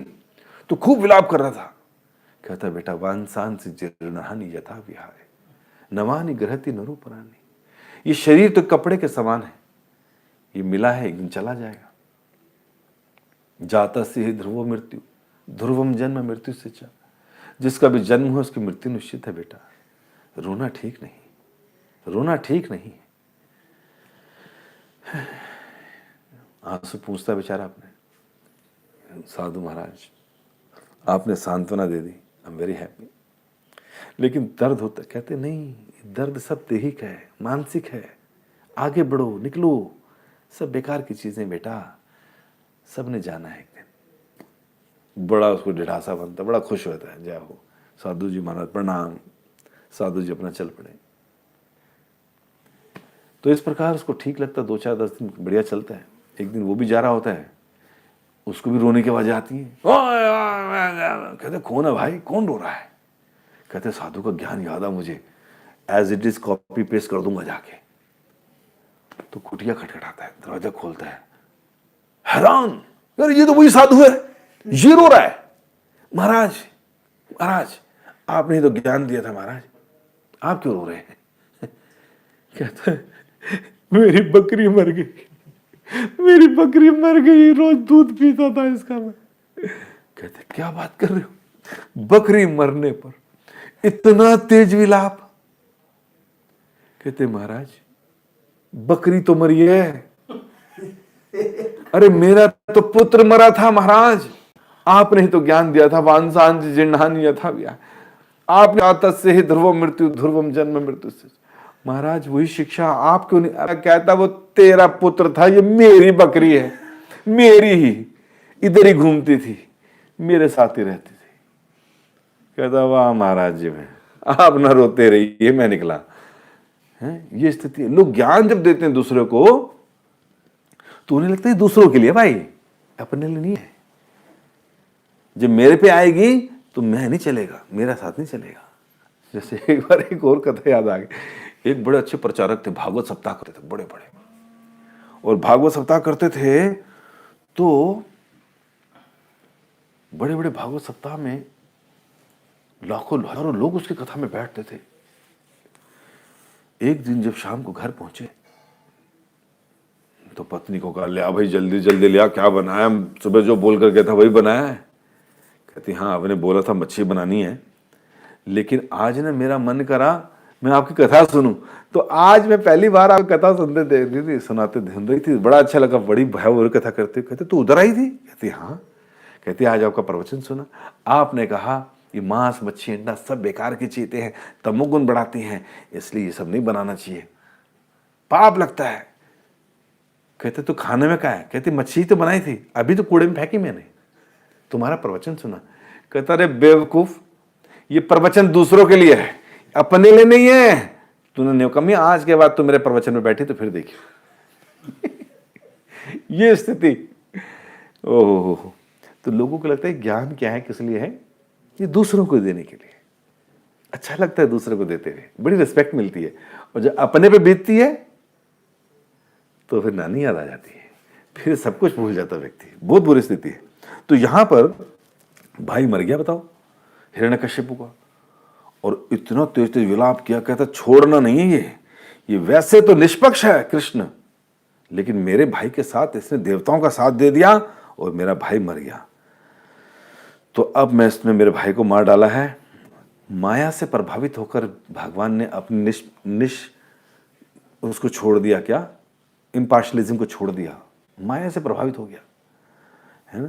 जैसे छोटा बच्चा पार्शियलिटी करता ना, उसको 3 चॉकलेट मिलेंगी तो बोला जाएगा उसको भी इतने दिए, उसको भी, वो क्या कहना, नहीं ये मेरे लिए 2, उसके लिए 1। बच्चा पार्शियलिटी करता है, बड़े लोग थोड़ी पार्शियलिटी करते हैं। भगवान ने पार्शियलिटी कर दी, तो मैं नहीं छोड़ूंगा इसको। मैं जब तक विष्णु का सर नहीं काट दूंगा, उसका लहू नहीं देख लूंगा, अपने भाई को सांत्वना कैसे दूंगा? उसकी आत्मा को शांति नहीं मिलेगी। बस फिर क्या था, ये बोलने के बाद तो दिक्कत हो गई भैया। अब वो कह रहे हैं तस्मिन् कूटे हिते नष्टे कृतमूले वनस्पतो विटपा एव शुष्यन्ति विष्णु प्राणादिवो कसः। कौन बोल रहा है? हिरण्यकश्यपु। क्या बोल रहे हैं? कहते हैं तुम मेरी बात सुनो, तुम क्या करो, विष्णु जो है ना का जब वध होगा तो सारे देवता मुरझा जाएंगे। भाई देवताओं के एक आराध्य विष्णु है ना, विष्णु का जब मैं वध करूंगा तो सारे देवता मुरझा जाएंगे, खत्म। और कैसे खत्म? जैसे पेड़ की जड़ काट दो, तना काट दो, जड़ काट दो तो क्या होगा? सारी टहनियां, शाखाएं, पत्तियां सब मुरझा जाती हैं। ये ऐसे मुरझा जाएंगे सारे। अरे तो उल्टा फिलॉसफी बोल रहे हैं भैया। नारद जी भागवतम में कहते हैं यथा तरोर मूले निषेचने न त्रितंति तद्भुजोपशाखा। कहते हैं भैया जैसे पेड़ की जड़ में पानी डालने से तना, टहनियां, पत्ते, फूल, फल सब तृप्त हो जाती हैं। ये एग्जाम्पल दिया ना। कहां डालना पानी? तने में डालना है, जड़ में पानी डालना है, तो सब हरा भरा हो जाता है। कहते वैसे अगर मैं विष्णु नाम की जड़ काट दूंगा तो सारे क्या सूख जाएंगे। तो मैं उल्टा फिलॉसफी। इतना ही नहीं, एक श्लोक और होता है, सेम 2 श्लोक है भागवतम इस तरह के। कह रहे हैं यथा ही स्कंद शाखानाम तरम और वसेचनम। है जैसे कोई व्यक्ति वृक्ष की तरोर पे पानी डालता है, उसको सिंचन करता है, तो क्या होता है? स्कंद शाखा नाम, शाखा स्कंद सब जो है हरा भरा हो जाता है, संतुष्ट हो जाते हैं। ऐसे कह रहे हैं एवं आराधनम विष्णु सर्वेषाम आत्मसंचित। इसी तरह कोई विष्णु की पूजा करता है तो सारे देवी देवता की पूजा हो जाती है।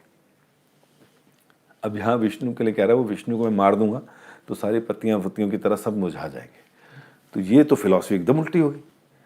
ग्रंथ तो सब जानता है, श्लोक भी उल्टे कोट कर रहा है, हिरण्यकशिपु है। और फिर जो है कहता अब एक काम करो, जब मैं विष्णु को मारने में लगा हूंगा ना, इतने में तुम क्या करना, जो आप तपस्या बलिदान आदि में लगे लोग हैं ना, आप उनको नष्ट कर देना साथ ही साथ। मतलब आप इधर निकलो, मैं इधर निकलता हूं, मैं मारूंगा विष्णु को और तुम निकलो, सारे जो बलिदान जो तपस्या जो त्याग करने में लगे साधु संत यज्ञ इत्यादि करने सबको फूंक डालो। और ब्राह्मणवादी संस्कृति विष्णु को संतुष्ट करती है। नमो ब्रह्मण देवाय गो ब्रह्मण हिताय च जगत हिताय कृष्णाय गोविंदाय नमो नमः। कह रहे हैं ब्राह्मणवादी जो संस्कृति है ये संतुष्ट करती है कृष्ण को, क्योंकि करोड़ों खरबों जीव है संसार में।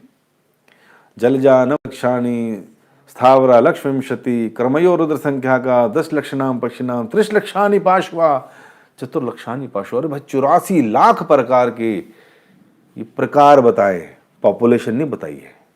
इसमें अगर एक मच्छरी कर दे तो अभी पता चल जाए कितने, चींटी कर दे कितने सारी है, उसमें भी वैरायटी है। तो 84 लाख योनियां और उसमें अलग अलग प्रकार के जीवों की असंख्य गणना। तो कोई रेंगने वाले, किसी कम इंद्रियां डेवलप है, किसी की 2 इंद्रियां डेवलप है, किसी की 5 इंद्रियां डेवलप है, किसी के इतने पैर हैं, किसी के इतने पैर हैं, किसी के 2 पैर हैं। कहते इन सब में 2 पैर वाले जो हैं थोड़े बुद्धिमान हैं। उन 2 पैर वालों में भी ब्राह्मण क्षत्रिय वैश्य शूद्र हैं। तो कहते भाई जो ब्राह्मण अलग निकाल लो। कहते जो ब्राह्मण है ना इसमें भी एक वेदी 2 वेदी त्रिवेदी चतुर्वेदी, जिन्होंने 4 वेद पढ़े और जीवन में उतार रहे हैं, ऐसे लोग मुझे बड़े प्रिय हैं। ब्राह्मणवादी मुझे प्रिय हैं। क्यों प्रिय हैं? क्योंकि इनका काम क्या है? यजन याजन पठन पाठन। क्या करते हैं ये? वेद पढ़ते हैं, वेद पढ़ाते हैं, यज्ञ करते हैं, यज्ञ कराते हैं, दान लेते हैं, दान देते हैं। क्या करते हैं ये भगवान का ज्ञान, भगवान की भक्ति का ज्ञान क्षत्रियों को, वैश्यों को, शूद्रों को, सारे संसार वितरित करते हैं ताकि उनको अपलिफ्ट करा सकें, उनकी चेतना को अपलिफ्ट करा सकें। टीचर क्लास को I will protect. I love teacher class. आजकल के टीचर नहीं, ब्राह्मण। क्यों करता हूं मैं उनको प्रेम, क्यों उनकी रक्षा करता हूं? क्योंकि वो समाज की 84 लाख योनियों में भटक रहे लोगों का उद्धार का सोचते हैं। इसलिए आई लव देम, इसलिए आई प्रोटेक्ट देम। तो कह रहे ब्राह्मणवादी संस्कृति जो है विष्णु को तुष्ट करती है, संतुष्ट करती है। जब ब्राह्मण सारे मारे जाएंगे ना तब क्या होगा? वो भी मारे जाएंगे, भगवान भी असंतुष्ट हो जाएंगे, खुद भी मर जाएंगे और सारे के सारे देवता भी जो हैं भाग जाएंगे, मर जाएंगे सब। क्या प्लान आ रहा है हिरण्यकशिपु। और आज क्या हो रहा है? आज समाज में इतनी असंतुष्टि, इतनी समस्याएं, इतना वायरसेस क्यों भटक रहे हैं, क्यों घूम रहे हैं? क्योंकि ब्राह्मण्स को प्रॉपर रिस्पेक्ट नहीं दिया जा रहा। क्योंकि जो ब्राह्मण्स हैं जिन्होंने सारे समाज को एक दृष्टि से सबके लिए कृष्ण भावनामृत का जो ज्ञान है वो वितरित करना था, आज वो करने वाला कोई नहीं बचा। लोगों ने गायों को मारना शुरू कर दिया, ब्राह्मण्स को नेग्लेक्ट करना शुरू कर दिया, वेदों को तिरस्कार करना शुरू कर दिया। तो जो हिरण्यकशिपु आज से 5000 साल पहले करना चाह रहा था, उसके रिप्रेजेंटेटिव्स, उसके वंशज आज भी वही काम कर रहे हैं।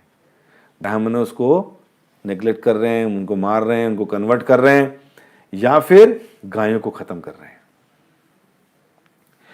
गायों को क्यों प्यार करते हैं भगवान? क्योंकि गायें जो हैं वो पूजनीय है। 33 करोड़ देवी देवताओं का उसके अंदर वास है।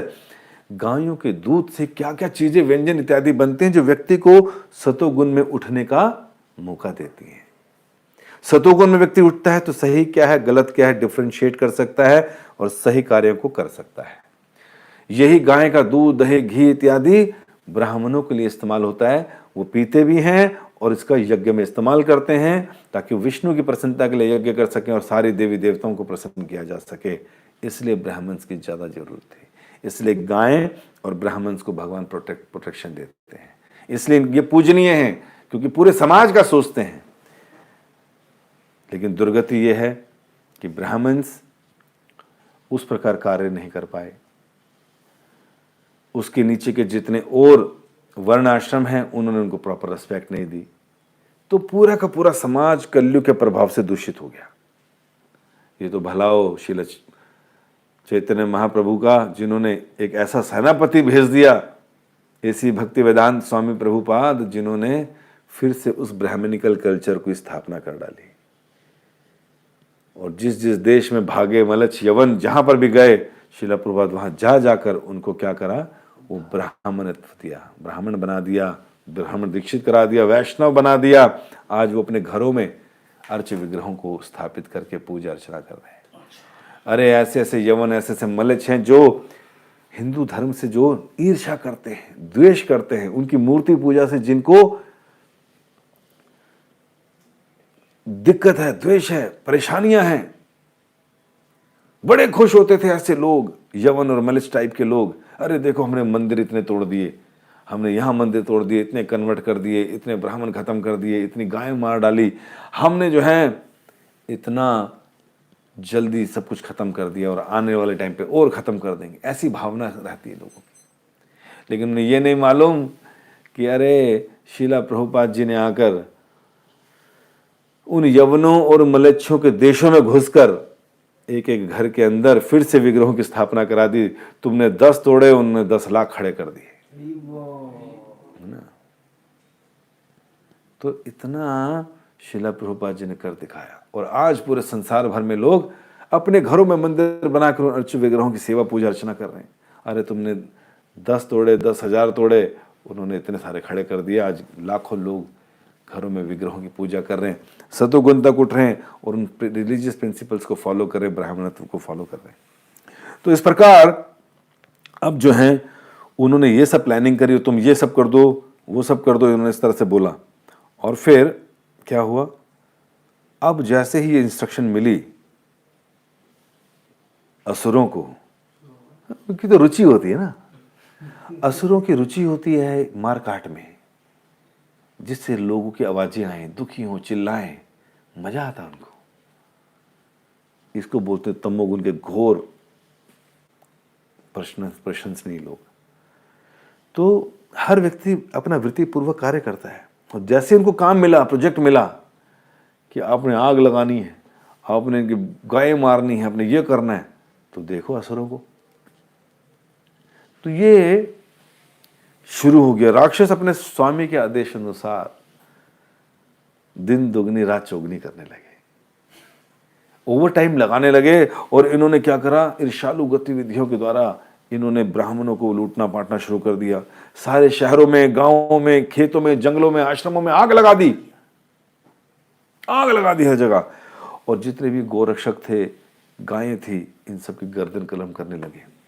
राजधानियां जला दी इन असुरों ने, और उन्होंने पुलों, शहर, दीवारों, फाटकों को नष्ट कर डाला। त्राहिमाम ऐसी स्थिति हो गई। और उसके बाद जितने पेड़ थे, फलदार पेड़ थे, उनको जला डाला। खाओ, तुम क्या खाते हो, गुडनेस में उठोगे, सब खत्म कर दिया। मतलब जो चीज भी यज्ञ के लिए काम आती थी, जो लोग भी यज्ञ करते थे, जो गाय, जो मिला सब जला डाला। कितना अत्याचार हो रहा था। हिरण्यकश्यप ने भाई का बदला लेने के लिए भगवान को डायरेक्टली नहीं मार पाया, नहीं ढूंढ पाया, तो इनडायरेक्टली शुरू कर दिया कि मारो, इनसे ही तो संतुष्ट होते हैं भगवान। जब जब भगवान कहते हैं ना, यदा यदा ही धर्मस्य ग्लानिर्भवति भारत। अरे भाई, जब जब धर्म की हानि होती है तो मैं क्या करता हूं, अवतार लेता हूं मैं, परित्राणाय साधूनाम विनाशाय च दुष्कृताम। मैं बार बार आता हूं और रक्षा करता हूं। तो इस प्रकार भगवान जो हैं अवतरित होते हैं। हम देखते हैं कि किस प्रकार समाज के अंदर आज भी वो स्थिति है जहां पर अधर्म बढ़ता जा रहा है। आज से कुछ साल पहले, कुछ सैकड़ों साल पहले हम देखते हैं जैसे जैसे धर्म समाप्त हुआ, कलयुग ने अपना पैर फसारा, अधर्म बढ़ने लगा। बड़ी बड़ी रियासतें आई, लूटपाट हुई, बड़े गलत गलत काम किए गए, खूब ब्राह्मणों को इत्यादि को मारा गया, धर्म परिवर्तन कराया गया लोगों का। लेकिन ये लोग नजर नहीं आएंगे आपको। बताते जब वैष्णव वो ब्राह्मणों को कोई करता है तो ऐसी कम्युनिटी, ऐसे लोगों को लाखों साल तक नरकों में रहना पड़ता है। कहते हैं अरे ब्राह्मण की मंदिर की या ब्राह्मण की संपत्ति अगर कोई ले ले, छीन ले, तो केवल 60 करोड़ जन्मों तक, केवल 60 करोड़ जन्मों तक, जब सुबह मल त्यागते हैं ना तो कई बार उसमें कीड़े होते हैं, तो ऐसे मल के अंदर 60 करोड़ जन्मों तक कीड़े बन के रहना पड़ता है। तो ये सारी धरती तो मंदिरों के नाम पर थी, वैष्णवों ब्राह्मणों के नाम पर थी। लोगों ने लूट लूट कर क्या किया, अपने कब्जे कर लिए। तुम जी लो, कितना जियोगे? 2 एकड़ पे कब्जा कर लिया, 10 एकड़ पे कर लिया, बस सोता कितनी जगह पे है? 2 फीट बाय 6 फीट फैल कर सो जाओ, 4 फीट बाय 6 फीट, और क्या कर लोगे? कुछ साथ नहीं जाना, ना वो प्लॉट का टुकड़ा साथ जाना है। हाँ, जो कर्म कमा लिए, जो पाप कर लिया, उसकी वजह से करोड़ों जन्म तक रहना पड़ेगा नरकों में। तो इसलिए जिन लोगों ने, जिन रियासतों ने, जिन सब ने कर लिया ये, तो वो अब भी नजर आएंगे आपको कभी अगर स्टूल की तरफ देखें। तो इस प्रकार जो है अब वैदिक संस्कृति का जो है पतन कर दिया इन्होंने, जो लूटमाट मचा दी। परेशान होकर लोगों ने वैदिक संस्कृति को त्याग दिया कि यार ये हमें मार रहे, छोड़ ही देना, मैं नहीं हूं। अब आएंगे तो मैं कहूंगा हाँ, मैं भी असुर हूं, ब्राह्मण बोलूंगा मार देगा मेरे को। ऐसे आज से 500 साल पहले वो जो औरंगजेब आया, उसने भी कि तलवारें ले लेके निकल गए वो। तो जो लोग मरने से डरते थे उन्होंने धर्म परिवर्तन कर लीजिए, बोलो क्या करना है? कहते हैं आज के बाद ऐसे नहीं करना, ऐसे करना है। हाँ जी, कर लेंगे। कहते हैं और बताओ क्या करना है? जी सब कर लो। तो जो कुछ मुट्ठी भर लोग आए थे, अचानक 300-400 साल में 25% ऑफ टोटल पॉपुलेशन कैसे हो गए? क्योंकि ये सब लोग वो लोग हैं जिनके ऊपर अत्याचार किया गया, जिनकी माँ बहन को पकड़ लिया गया, जिनसे उल्टा सीधा काम किया गया, जिनके जनेऊ तोड़ दिए गए, जिनको कन्वर्ट करा दिया गया, जो नहीं सहन कर पाए मारपीट, उन्होंने करता मरता क्या ना करता, करना पड़ा। लेकिन थोड़ी अक्ल लगानी चाहिए थी। अगर मार पीट के चले गए तो उसके बाद फिर वापस हो जाते, एक पीढ़ी के बाद हो जाते, अपने बच्चों को बताते भाई मैं इधर से आया हूँ, हमको ये कर दिया गया, अब तुम संभाल लेना वापस अगली बार से। अभी बीच में कुछ न्यूज़ में पढ़ा मैंने, कुछ परिवारों ने ये कहा हम 300 साल पहले थे, हम वापस आ गए। लेकिन आसान नहीं है। तो कहने का मतलब कि धर्म पहले एक ही था, सनातन धर्म। ये बाद में जिन लोगों ने धर्म संभाल नहीं पाए, धर्म पालन नहीं कर पाए, ये उठ उठ के भाग लिए लेफ्ट राइट। उनके लिए भगवान ने फिर क्राइस्ट को भेजा, रिप्रेजेंटेटिव मोहम्मद जी को भेजा, ग्रंथ उतारे उनकी मानसिकता के अनुसार, ताकि शिक्षा देके कुछ तो सिखाएं। आज वो कुछ ना कुछ तो कर रहे हैं। धर्म तो एक ही है, सनातन धर्म।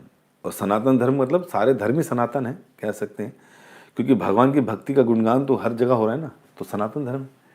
बस समझना ये है कि मार काट में, किसी की हत्या करके खाने में कोई सुख नहीं है, केवल बीमारियां हैं, दुख है और तकलीफ है। व्यक्ति को तो चाहिए वो क्या करे, स्क्रूटनाइजिंगली शास्त्रों को पढ़े और फिर भक्ति करे आगे बढ़कर। भला ऐसा कैसे हो सकता है कि मेरे भगवान ने दूसरे लोगों को नहीं बनाया? क्या सबको बनाया? ये आकाश उन्होंने बनाया, ये जमीन उन्होंने बनाई, ये वृक्ष इत्यादि उन्होंने बनाए। सारे ग्रंथों में यही लिखा है। कुरान में लिखा है कि ये अल्लाह ने बनाया, बाइबल में लिखा है ये गॉड ने बनाया, कृष्ण कह रहे हैं मैंने बनाया। और एक ही तो बात है, तो समझने वाली बात है, नाम अलग है। तो जो जितना जल्दी समझेगा वो उतना जल्दी आगे बढ़े। तो इस प्रकार वैदिक संस्कृति का त्याग कर दिया कई लोगों ने तो, और देवता तक इतने डर गए कि स्वर्ग छोड़ छोड़ के भाग रहे थे। सोचो, ये महान देवता जिनके मंदिरों में जाके पहले चक्कर लगाते थे, ये दे दो वो दे दो, ये भी डरते थे असुरों से, अपनी जान बचाने के लिए भागे। फिर क्या किया हिरण्यकशिपु ने, पहले अपने भाई का श्राद्ध किया, कि श्राद्ध कर दूं। देखिए हिरण्यकशिपु श्राद्ध कर रहा पूरा, ओम मंगलम भगवान विष्णु मंगलम गरुड़ध्वजा, सब शुरू कर दिया। ओम सहना भवतो सहनो वनतो सह वीर्यम करवा भाई, है ना, श्राद्ध करवा रहा है पूरा। वो भी चाहता कि मेरा भाई नरक में ना जाए, कहाँ जाए, गति प्राप्त हो, पिंडदान करूं, श्राद्ध करूं, शास्त्र पालन कर रहा है, लेकिन बुद्धि खराब है। तो कह रहे हैं लेकिन ना हिरण्यकश्यपु की एक बड़ी अच्छी क्वालिटी थी, ये समय काल परिस्थिति के हिसाब से क्या बोलना है, कहाँ किससे बोलना है, कितना बोलना है, प्रेम पूर्वक कहाँ बोलना है, गुस्से में कहाँ बोलना है, किसको क्या शिक्षा देनी है, भली भांति जानता था, इसलिए बड़ा ही कर्मठ राजा था। तो इस तरह से जो है क्या हुआ,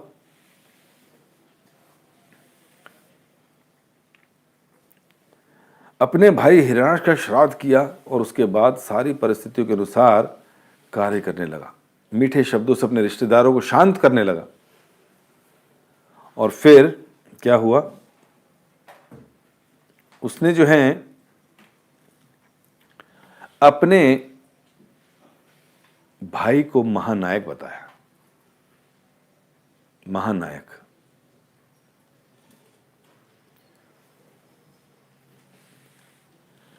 महानायक बताया, महानायक का मतलब क्या हुआ, अरे भैया ये क्षत्रिय था, महानायक था, उसकी मृत्यु को हमें शोक नहीं करना चाहिए। अगर कोई क्षत्रिय प्राण त्यागता है तो क्या होता है, क्षत्रिय अगर प्राण त्यागता है तो उसको स्वर्ग की प्राप्ति होती है ना, उसके लिए बहुत कुछ है। और इसलिए फिर वो एग्जाम्पल देता है कि देखो हम लोगों को क्या करना चाहिए, चिंतित नहीं होना चाहिए। चिंतित इसलिए नहीं होना चाहिए क्योंकि जिस प्रकार किसी रेस्टोरेंट में या कहीं पर जहाँ प्याऊ होता है, कुछ लोग आते हैं, कुछ देर बैठते हैं, खाते हैं, पीते हैं और फिर अपने अपने घरों की तरफ चले जाते हैं। उसी प्रकार हम भी एक परिवार में आते हैं और एक परिवार में आकर हम क्या करते हैं, हम लोग भी कुछ देर बैठते हैं, खाते हैं, पीते हैं और फिर अपने अपनी डेस्टिनेशन की तरफ कर्मों के हिसाब से चले जाते हैं। तो इसलिए हमें क्या करना है, शोक नहीं करना। तो यहां पर बड़े सुंदर ढंग से अपने परिवार को, अपने भांजों को, उनकी हिरण्याक्षी पत्नी को वो इस प्रकार समझाने का प्रयास कर रहा है। जैसे आजकल कोविड वायरस की वजह से जैसे काफ़ी लोगों की क्या हुआ था, मृत्यु हो गई, क्रिया प्रोग्राम बढ़ गए, और क्या हुआ वहाँ पर भी हमें यही सब बताना पड़ता है, यही सब लेक्चर देना पड़ता है कि वास्तव में हम सब लोग क्या हैं, टेम्परेरीली यहाँ पर, कुछ समय के लिए यहाँ पर आए और यहाँ से हमारा निकलना जीवन का लक्ष्य है। तो इस प्रकार जब उसने बताना शुरू करी तो कुछ दिव्य ज्ञान पर चर्चा करी हिरण्यकशिपु ने। वंडरफुल नॉलेज ही गेव, आत्म तत्व की ज्ञान बात कर रहा है, आत्मा की ज्ञान के तत्व की बात। तो क्या बात करी उन्होंने कहा आत्मा के गुण सुनो, ये कभी मरता नहीं है, इसे काटा नहीं जा सकता, यह अटूट है, भौतिक सद्दुख जो गंदगी है उससे मुक्त है, ये उसके साथ टच भी नहीं करता, और ये आत्मा है जो सफर करता है, इधर से उधर जाता है, पूरी तरह से जागरूक है, भौतिक शरीर से अलग है, लेकिन ये इसे कभी ये मत मानना कि एक ही है। और फिर हम लोग यहां पर आए हैं अपनी स्वतंत्रता का दुरुपयोग करके। हिरण्यकशिपु बता रहे कि हम लोग इस संसार में अपनी स्वतंत्रता का दुरुपयोग, माइन्यूट इंडिपेंडेंस का मिसयूज कर आए, और इस वजह से देहात्म बुद्धि में आकर हमें ये शरीर भुगतना पड़ रहा है। जैसे एग्जाम्पल दे रहे हैं, कह रहे जैसे जब पानी बह रहा होता है, उसकी छाम देखते हैं हम, तो लगता है जैसे पेड़ बह रहे, पेड़ भी चल रहे हैं, पेड़ नहीं चल रहे हैं, पानी चल रहा है। उसी प्रकार दूसरा एग्जाम्पल देते हैं वो कि जब कोई व्यक्ति गोल गोल चक्कर काटे, थोड़ी देर बाद रुके तो क्या लगता है पूरी जमीन घूम रही है? जमीन नहीं घूम रही है, तुम्हारी बुद्धि घूम रही है। उसी प्रकार जब हम इस शरीर के अंदर आ जाते हैं तो हमें लगता हम चल रहे हैं। अरे तुम नहीं चल रहे हो, आत्मा उधर ही है। आत्मा पे कोई प्रभाव, कोई परिवर्तन नहीं आएगा। हाँ, क्या होगा? शरीर चला जाएगा, ये बढ़ेगा, इसके अंदर परिवर्तन आएंगे, लेकिन आत्मा के अंदर नहीं आएंगे। लगता है कि मैं बढ़ रहा हूं, लगता है कि मैं कुछ कर रहा हूं, लेकिन मैं कुछ नहीं कर रहा। आत्मा इन भौतिक प्रदूषणों से, दूषण से कभी भी चिपकती नहीं है, हमेशा विलग रहती है। तो ये दिव्य ज्ञान जो है हिरण्यकशिपु दे रहे हैं अपने भतीजों को, अपनी भाभी को, कि समझो, सीखो। और फिर कह रहे हैं कि जब हम लोग नहीं समझ पाते ना तो हमारा मन विचलित हो जाता है देहात्म बुद्धि की चेतना से जुड़कर। हम लोग अपने को शरीर मान बैठते हैं और मन विचलित रहता है, और फिर अपनी परिस्थितियां, स्थितियां बदलने में ही लगा रहता है कि अब क्या चेंज करूं, अब कहां मेरे को आनंद मिलेगा, अब क्या होगा, यही करते रह जाते हैं। और फिर इस प्रकार मन के द्वंद्वों से विस्मित हो उठता है। विस्मय क्यों हो रहा है उसको? क्योंकि वो इन सब चीजों फंस गया, अपनी देहात्म बुद्धि, अपने को देह मान रहा है। इसलिए कहा ऐशा आत्म विप्रसायो यासो हलिंग भावना ऐशा प्रिया प्रियर योगो वियोग कर्म संस्कृति संभवश्च विनाशश्च शोकश्च विविध स्मृतः अविवेकेश्च चिंता च विवेका स्मृतिरेव च। कह रहे हैं इस विस्मयता से मन की व्यक्ति गलत फहमी में आता है और दुख और सुख महसूस करता है। वो शरीर और मन को स्वयं के रूप में स्वीकार करने लगता है, रिश्तेदारों और दुश्मनों को अलग करता है। अलग करना, निष्कर्ष, इन सब चीज़ों में जन्म, मृत्यु, विलाप, मूर्खता, इन सब चीज़ों से आबंडर से भर जाता है। क्यों? क्योंकि मन अब उसका देहात्म बुद्धि, देहात चेतना के विचारों में ही निमग्न है। अब क्या हुआ? इस प्रकार ज्ञान, दिव्य ज्ञान देने के बाद उनका शोक कम किया, और उसके बाद हिरण्यकशिपु ने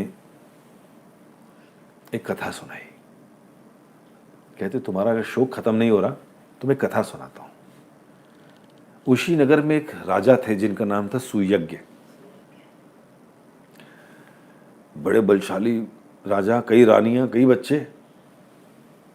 एक दिन किसी राज्य के साथ युद्ध हुआ, तैयार होकर चल पड़े।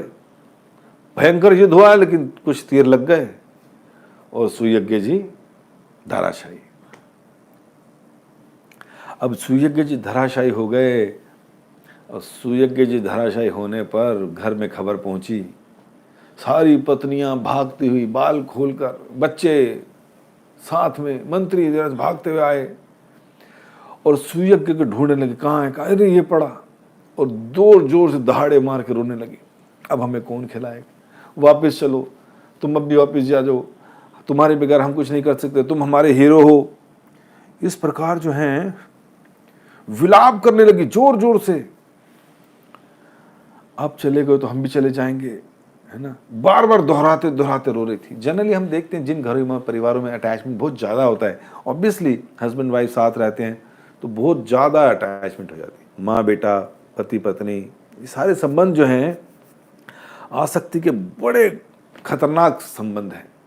ऐसे संबंध जो छूटते नहीं, ऐसे संबंध जैसे बालों में च्युइंगम चिपका दिया हो। तो बिल्कुल लोग जो हैं अज्ञानतावश,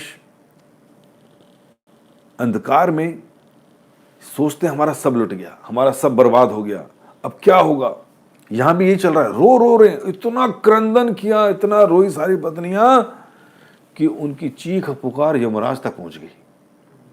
अरे बाबा, इतना रोई। यमराज ने कहा भाई ये तो बड़ी अटैचमेंट है, बहुत खतरनाक रो रहे हैं। तो यमराज जी पहुंच गए, लेकिन एक छोटे से ब्रह्मचारी का रूप बना के, छोटे से बालक के रूप में पहुंच गए यमराज जी। और जब यमराज जी वहां पहुंचे तो उनको क्या करने लगे, उन रोती हुई रानी को सहानुभूति देने लगे, लेकिन उसके साथ ज्ञान दे रहे थे। कहते हे रानियों, अब जो मैं बोल रहा हूं सुनो। उसने कहा, यमराज जी ने, श्री यम उवाच अहो अमीशा वयसाधिकानां विपश्यतां लोक विधि विमोहा यत्रागता तत्र गतं मनुष्यं स्वयं स्वधर्मापि शोचति पार्थम। उन्होंने कहा, ये बड़ा आश्चर्यजनक है भाई, कमाल हो गया, तुम सबकी उम्र तो मेरे से ज्यादा है, 30-40 साल तो जी लिए हो, ये मृत्यु पहली बार देखी है क्या? अरे तुम्हारी उम्र के लोग तो सैकड़ों मृत्यु देख चुके होते हैं, हजारों मृत्यु देख चुके होते हैं, तुमने इतनी मृत्यु देख ली है, उसके बावजूद भी ऐसे क्रंदन कर रही हो जैसे पहली बार हुआ है। मैं बड़ा हैरान हूं, तुमने पहले भी तो वृद्ध लोग देखे होंगे, मृत लोग देखे होंगे, ये कोई अपवाद नहीं है, कोई एक्सेप्शन केस नहीं हो कि तुम्हारे घर की तुम्हारा एक व्यक्ति मर गया, इसलिए शोक करने की कोई आवश्यकता नहीं है। टाइम वेस्ट मत करो। ये जीवात्मा कहां से आता है किसी को पता है क्या? और मरने के बाद कहां जाता है कुछ पता है क्या? नहीं, तो क्यों विलाप कर रहे हो भाई? टेम्परेरी फेज के लिए आया था, कर्मणा देव नेत्रेणा, अब ऊपर से होगा जो होगा, जो भगवान चाहेंगे। तो ये ज्ञान दिया। फिर कहा, अहो वयम धन्य तमा यदत्रात्वक्त पितृ भयाता विचंतयाम अभक्ष्यमाणा अबलवकादि भी सा रक्षिता रक्षितो ही गर्भे। उन्होंने कहा, हम सबसे भाग्यशाली हैं, भले ही हम बच्चे हैं। कौन बोल रहे हैं? ब्रह्मचारी यमराज कह रहे हैं, हम बड़े भाग्यशाली हैं जी, हम बहुत भाग्यशाली हैं, चाहे हम बच्चे हैं। अरे माता पिता के द्वारा भी असुरक्षित हैं, ऐसे नहीं माँ ने मुझे गोद में बिठा रखा है, छोड़ दिया घर, अब कोई सुरक्षा नहीं है माता पिता की तरफ से। मुझे बहुत कमजोर हूं, जंगलों में भ्रमण करता हूं, बलशाली जानवर मुझे घूरते हैं ऐसे करके, लेकिन कुछ नहीं हुआ अभी तक। अरे जब मृत्यु लिखी होगी तो आ जाएगी, नहीं लिखी तो नहीं आएगी। कौन करेगा रक्षा? गर्भ में किसने की थी रक्षा भाई? जहां से हिलडुल नहीं सकता था, खाने पीने को कुछ नहीं था, 9 महीने तक माता के गर्भ में रहा, वहां किसने करी मेरी मदद? उस भगवान ने रक्षा की ना। तो इधर भी वो कर लेंगे, इसलिए मैं निश्चिंत होकर जंगलों में भ्रमण करता हूं, मुझे कोई फिक्र नहीं है। लेकिन तुम तो मेरे से बड़े हो, इतनी सारी मृत्यु पहले भी देखी है, तो आज तुम्हारे घर में होगी तो क्या दिक्कत है? तो ऐसे शिक्षा देने लगे। अब जब उन्होंने बोलना शुरू करा तो दर्शन पेश किया खतरनाक। कहा, ये सब जो होता है ना संसार में, केवल उनकी इच्छा से होता है। भगवान की इच्छा होती है तभी संसार में होता है, सब उनके खेल है। सृष्टि होना, चलना और डिस्ट्रॉय होना सब भगवान की इच्छा से, तुम्हारे हमारे से नहीं चलती सब। कहा, जैसे कभी कभी सड़क पर किसी व्यक्ति का कुछ कीमती सामान गिर जाए और घर पहुंचे, अरे मेरा सामान कहां गया भाई, और फिर उसको मालूम इतना कीमती सामान था, तो मिलने के कुछ चांस ही नहीं, बट फिर भी ढूंढने आता और कई बार इसको मिल जाता है।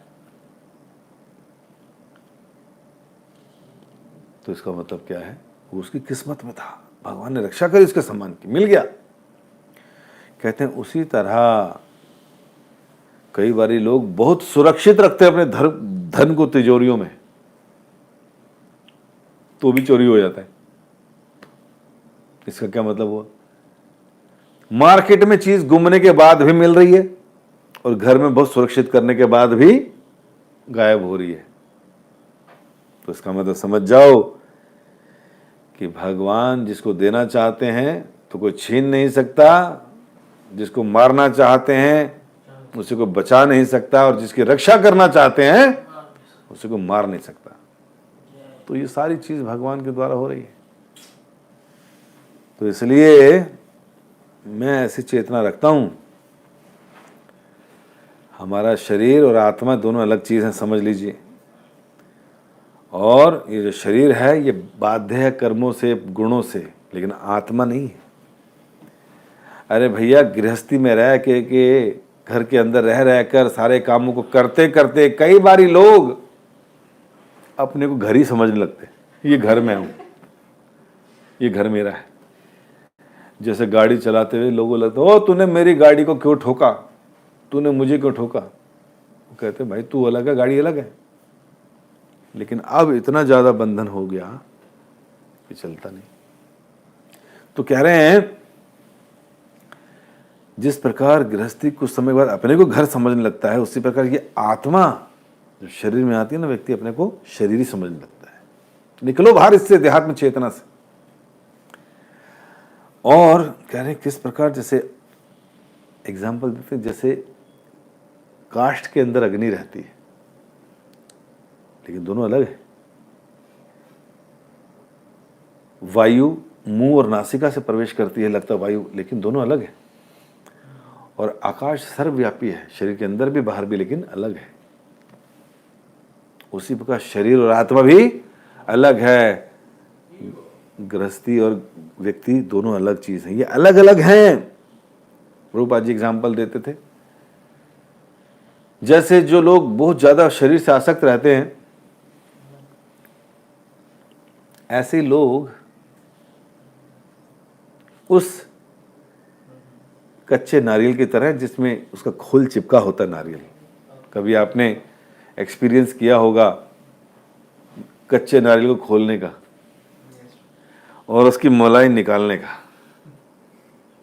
चाकू डाल डाल के अंगुलियां लाल हो जाती हैं, कई बार कट भी जाता है और नारियल निकलता भी है तो इतना इतना सा निकलता है। हमने तो कई बार प्रैक्टिस की है। ये करते करते ये एग्जाम्पल याद आता है कि हमारी चेतना भी देह से भी ऐसे ही आ सकता है। हम लोग भी देहात्म बुद्धि में भी, और कई बारी गोला, ऐसा सूखा नारियल जो आवाज करता कड़ कड़ कड़, अरे भैया इसको तो मारो और निकल गया अलग। तो जो सेल्फ रियलाइज्ड लोग हैं, आत्म साक्षात्कार किए हुए भक्त, ये सूखे नारियल की तरह है। और देहात्म बुद्धि के लोग गीले नारियल के समान है। प्रभुपाद जी एग्जाम्पल देते। तो हमें गीला नारियल से सूखा नारियल बनना है। आत्मा और शरीर को अलग अलग देखना है। जैसे हम ये देखने लगेंगे तो शरीर के सारे दुख समस्याएं समाप्त। तो ये सब बताने के बाद कह रहे हैं कि आपका रोना धोना ना ये विरोधाभासी है, और इस प्रकार विलाप कर कर आप ये सब इसको वापस नहीं बुला सकते। इसलिए हमारा जो शरीर है ये तत्वों का बना हुआ है, ये तत्वों में मिल जाएगा। सूक्ष्म शरीर भी इस जगत में भौतिक ही है, आत्मा जो है वो भगवान का अंश है। ये सारे ज्ञान देता है। और उसके बाद जब वो देखता है कि इनका अभी भी आसक्ति खत्म नहीं हो रही, अभी रोना बंद नहीं हो रहा, तो वो ब्रह्मचारी यमराज जो सूर्य की कथा सुना रहे थे, जो हिरण्यकश्यप सूर्य की कथा सुना रहे थे, सूर्य की कथा सुना तो सतना यमराज, जब उनका आगमन होता है तो फिर यमराज उन स्त्रियों की कथा सुनाता है कि भाई मेरी भी कहानी सुन लो। तो कहानी के अंदर कहानी, कहानी के अंदर कहानी। तो क्या कहानी सुनाते हैं? कहते हैं एक बार की बात है, जंगल में एक वृक्ष पर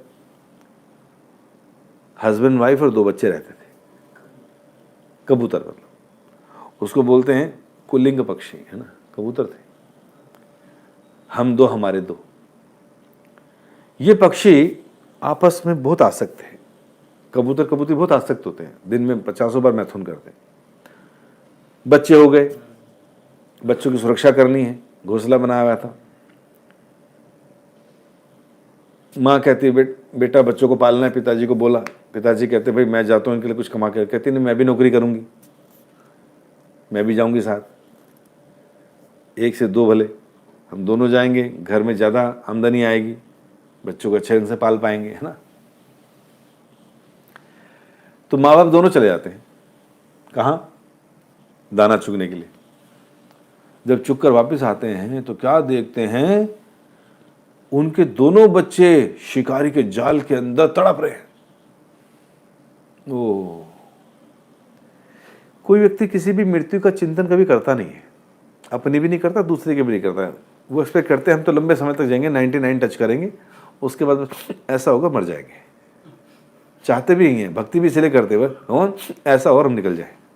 नहीं भैया नहीं, इतना आसान थोड़ी है। कर्म कैसे किए, कहाँ किए, अब तो लटक लटक के जाना है, घिस घिस के जाना है, बड़ी दिक्कतें होती हैं। लेकिन दिमाग में ये रहता है कि 99 100 टच कर लें और बस कुछ ना हो, पोते देख लें, पोतों के नीचे भी पोते देख लें, सब देख लें, और पैसा पूसा सब देख लें, सबको, किसी को बीमारी ना हो, सब ने सोना पहना हो, अंगूठियाँ पहनी हो, 4-4 गाड़ियाँ हो घर पे, बड़ा मकान हो, सब मेरे आगे पीछे घूम रहे हो, मेरी बेटे बहू मेरे पैर दबा रहे हो, ये सब चल रहा हो, बढ़िया हो, और ऐसा हो निकल जाओ। लोग ऐसा सोचते हैं कि इतना आसान है। हर व्यक्ति ये सोचता है कि बड़े आराम से निकल जाऊँ, बस ऐसा हो कि मैं सोऊं और सुबह उठूँ ही ना।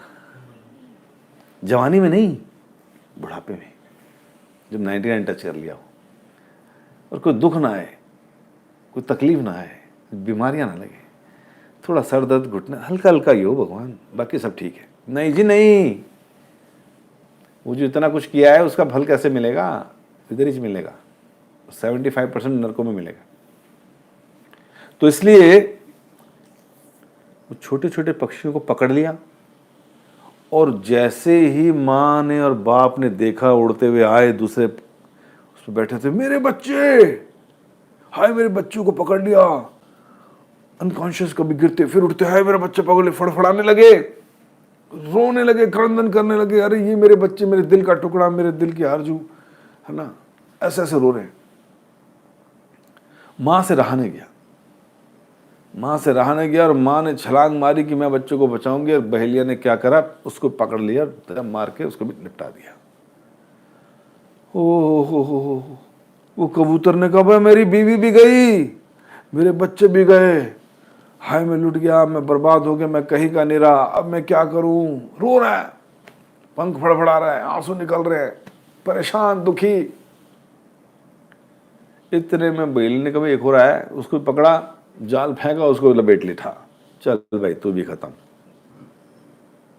जैसे ही ये कथा यमराज ने सुनाई उन स्त्रियों को, राजा की रानियों को, जो पिछले कई घंटों से विलाप कर रही थी, रो रही थी, अपना प्रेम दिखा रही थी, अपनी अटैचमेंट की नदियां बहा रही थी आंसुओं के माध्यम से, कुछ भी अंदर नहीं घुस रहा था, सूर्यास्त होने वाला था,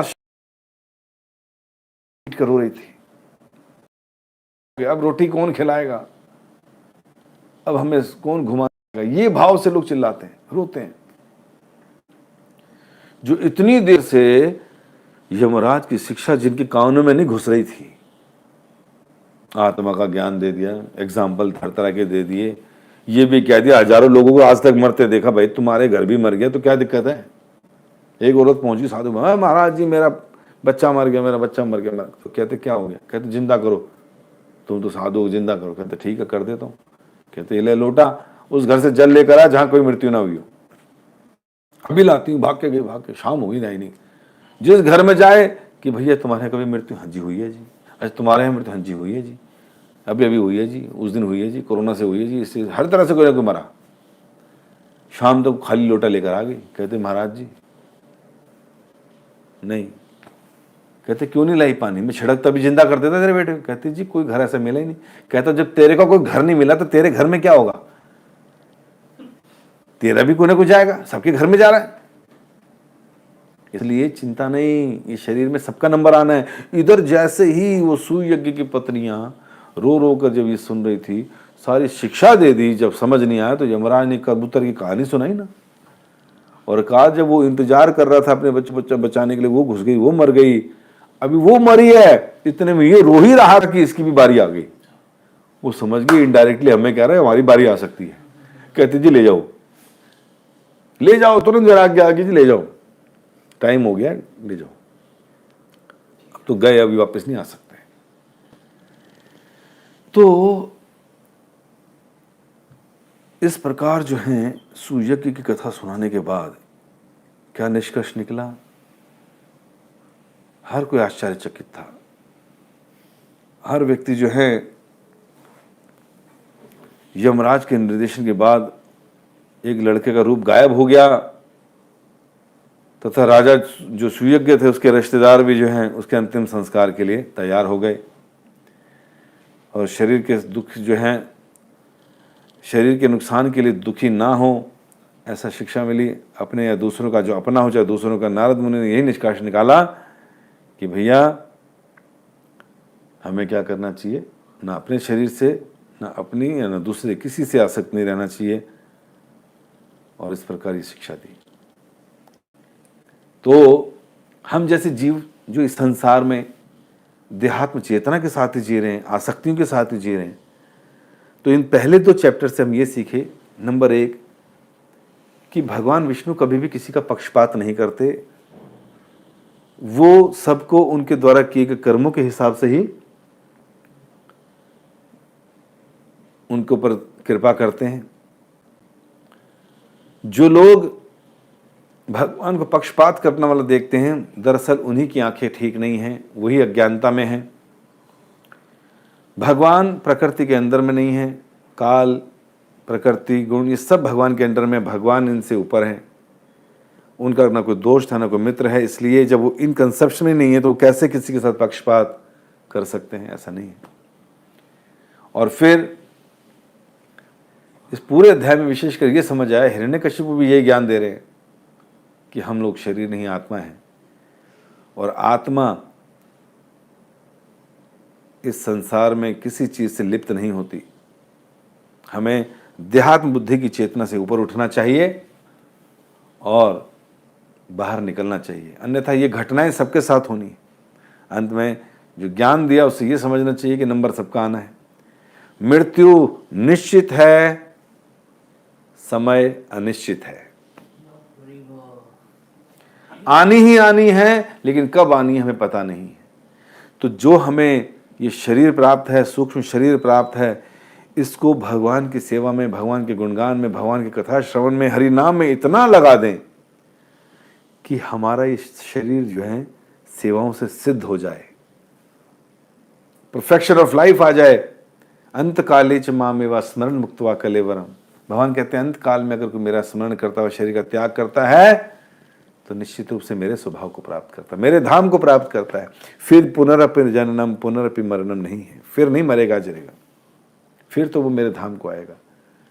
इसलिए हमें चाहिए कि इस संसार से, इस संसार शरीर से आसक्तियां खत्म करें, सदैव ज्ञान में रहें कि मैं शरीर नहीं, मैं आत्मा हूं, और इस शरीर का कभी भी छूटना तय है। इसलिए जितना समय मेरे पास बचा है, जितनी सांसें मेरे पास बची हैं, उससे मैं भगवान की भक्ति में, हरि नाम में झोंक दूं, ताकि इस शरीर से मैंने आज तक 50, 60, 70 साल तक जो काम करके पैसा कमाया, प्रॉपर्टी कमाई, पोजीशन, रिश्तेदारी बढ़ाई, इसमें से एक चीज भी मेरे साथ नहीं जाने वाली। जब ये सब नहीं जाने वाला और इतना टाइम मैंने इन्वेस्ट कर दिया, उसका कोई मतलब ही नहीं है, यूजलेस। श्रम एव ही केवलम, useless labour we have done. तो क्या करें, इसी शरीर को, इसी मन को भगवान की सेवा में लगा दें। जैसे अम्बरीश महाराज ने अपनी सारी इंद्रियों को भगवान की सेवा में लगा दिया। सवे मनो पुनः कृष्ण पदार बिंदु, अरे उन्होंने एक एक इंद्री भगवान के, अपने मन को भगवान के सुंदर रूप में लगाया, हाथों से मंदिर के मार्जिन में लगाया, भक्तों के आलिंगन में लगाया, क्या नहीं करते थे। ऐसे हमको अपनी सारी एक्टिविटीज भगवान की सेवा में लगानी चाहिए। अपने कार्य करते रहें, जो लक्ष्मी आए उसे भगवान की सेवा में लगाएं, घर का जो अपन करें, परिवार के लोगों को भी शिक्षा दें ताकि वो लोग भी भक्ति में आगे बढ़ें, अनासक्त रहें। शुरू से भगवत गीता, भागवतम जैसे ग्रंथों की चर्चा घर में करनी चाहिए। आत्मा और शरीर के लक्षणों की घर में चर्चा करनी चाहिए। संबंध ज्ञान अभिधेय प्रयोजन के ऊपर डिस्कशन होना चाहिए। मृत्यु के ऊपर डिस्कशन होना चाहिए। जितना ज़्यादा इन पर डिस्कशन करेंगे उतना ज़्यादा वैराग्य आएगा संसार से। और जब कभी ऐसी परिस्थितियाँ आएंगी तो हम संभाव रहेंगे, ये हमें विचलित नहीं कर पाएंगी। इसलिए सदैव इस सत्य से अनभिज्ञ ना रहें, सदैव इसको अपने हृदय में रखें। जो लोग हमेशा इस ज्ञान से आप्लावित रहते हैं उनको इस संसार का कोई दुख, कोई समस्या, कोई विचार, कोई पोजीशन डिस्टर्ब नहीं कर पाती, क्योंकि वो लोग आत्म साक्षात्कार के स्तर पर हैं, भगवत साक्षात्कार के स्तर पर हैं। इसलिए अपनी हर इंद्री को, हर मन के विचार को भगवान के निमित्त ही रखते हैं। इस प्रकार वो आगे बढ़ जाते हैं। आज हम लोगों ने पहले 2 अध्याय करे, कल हम लोग तीसरा और उसके आगे बढ़ेंगे। धन्यवाद आप सब भक्तों का। हरे कृष्णा।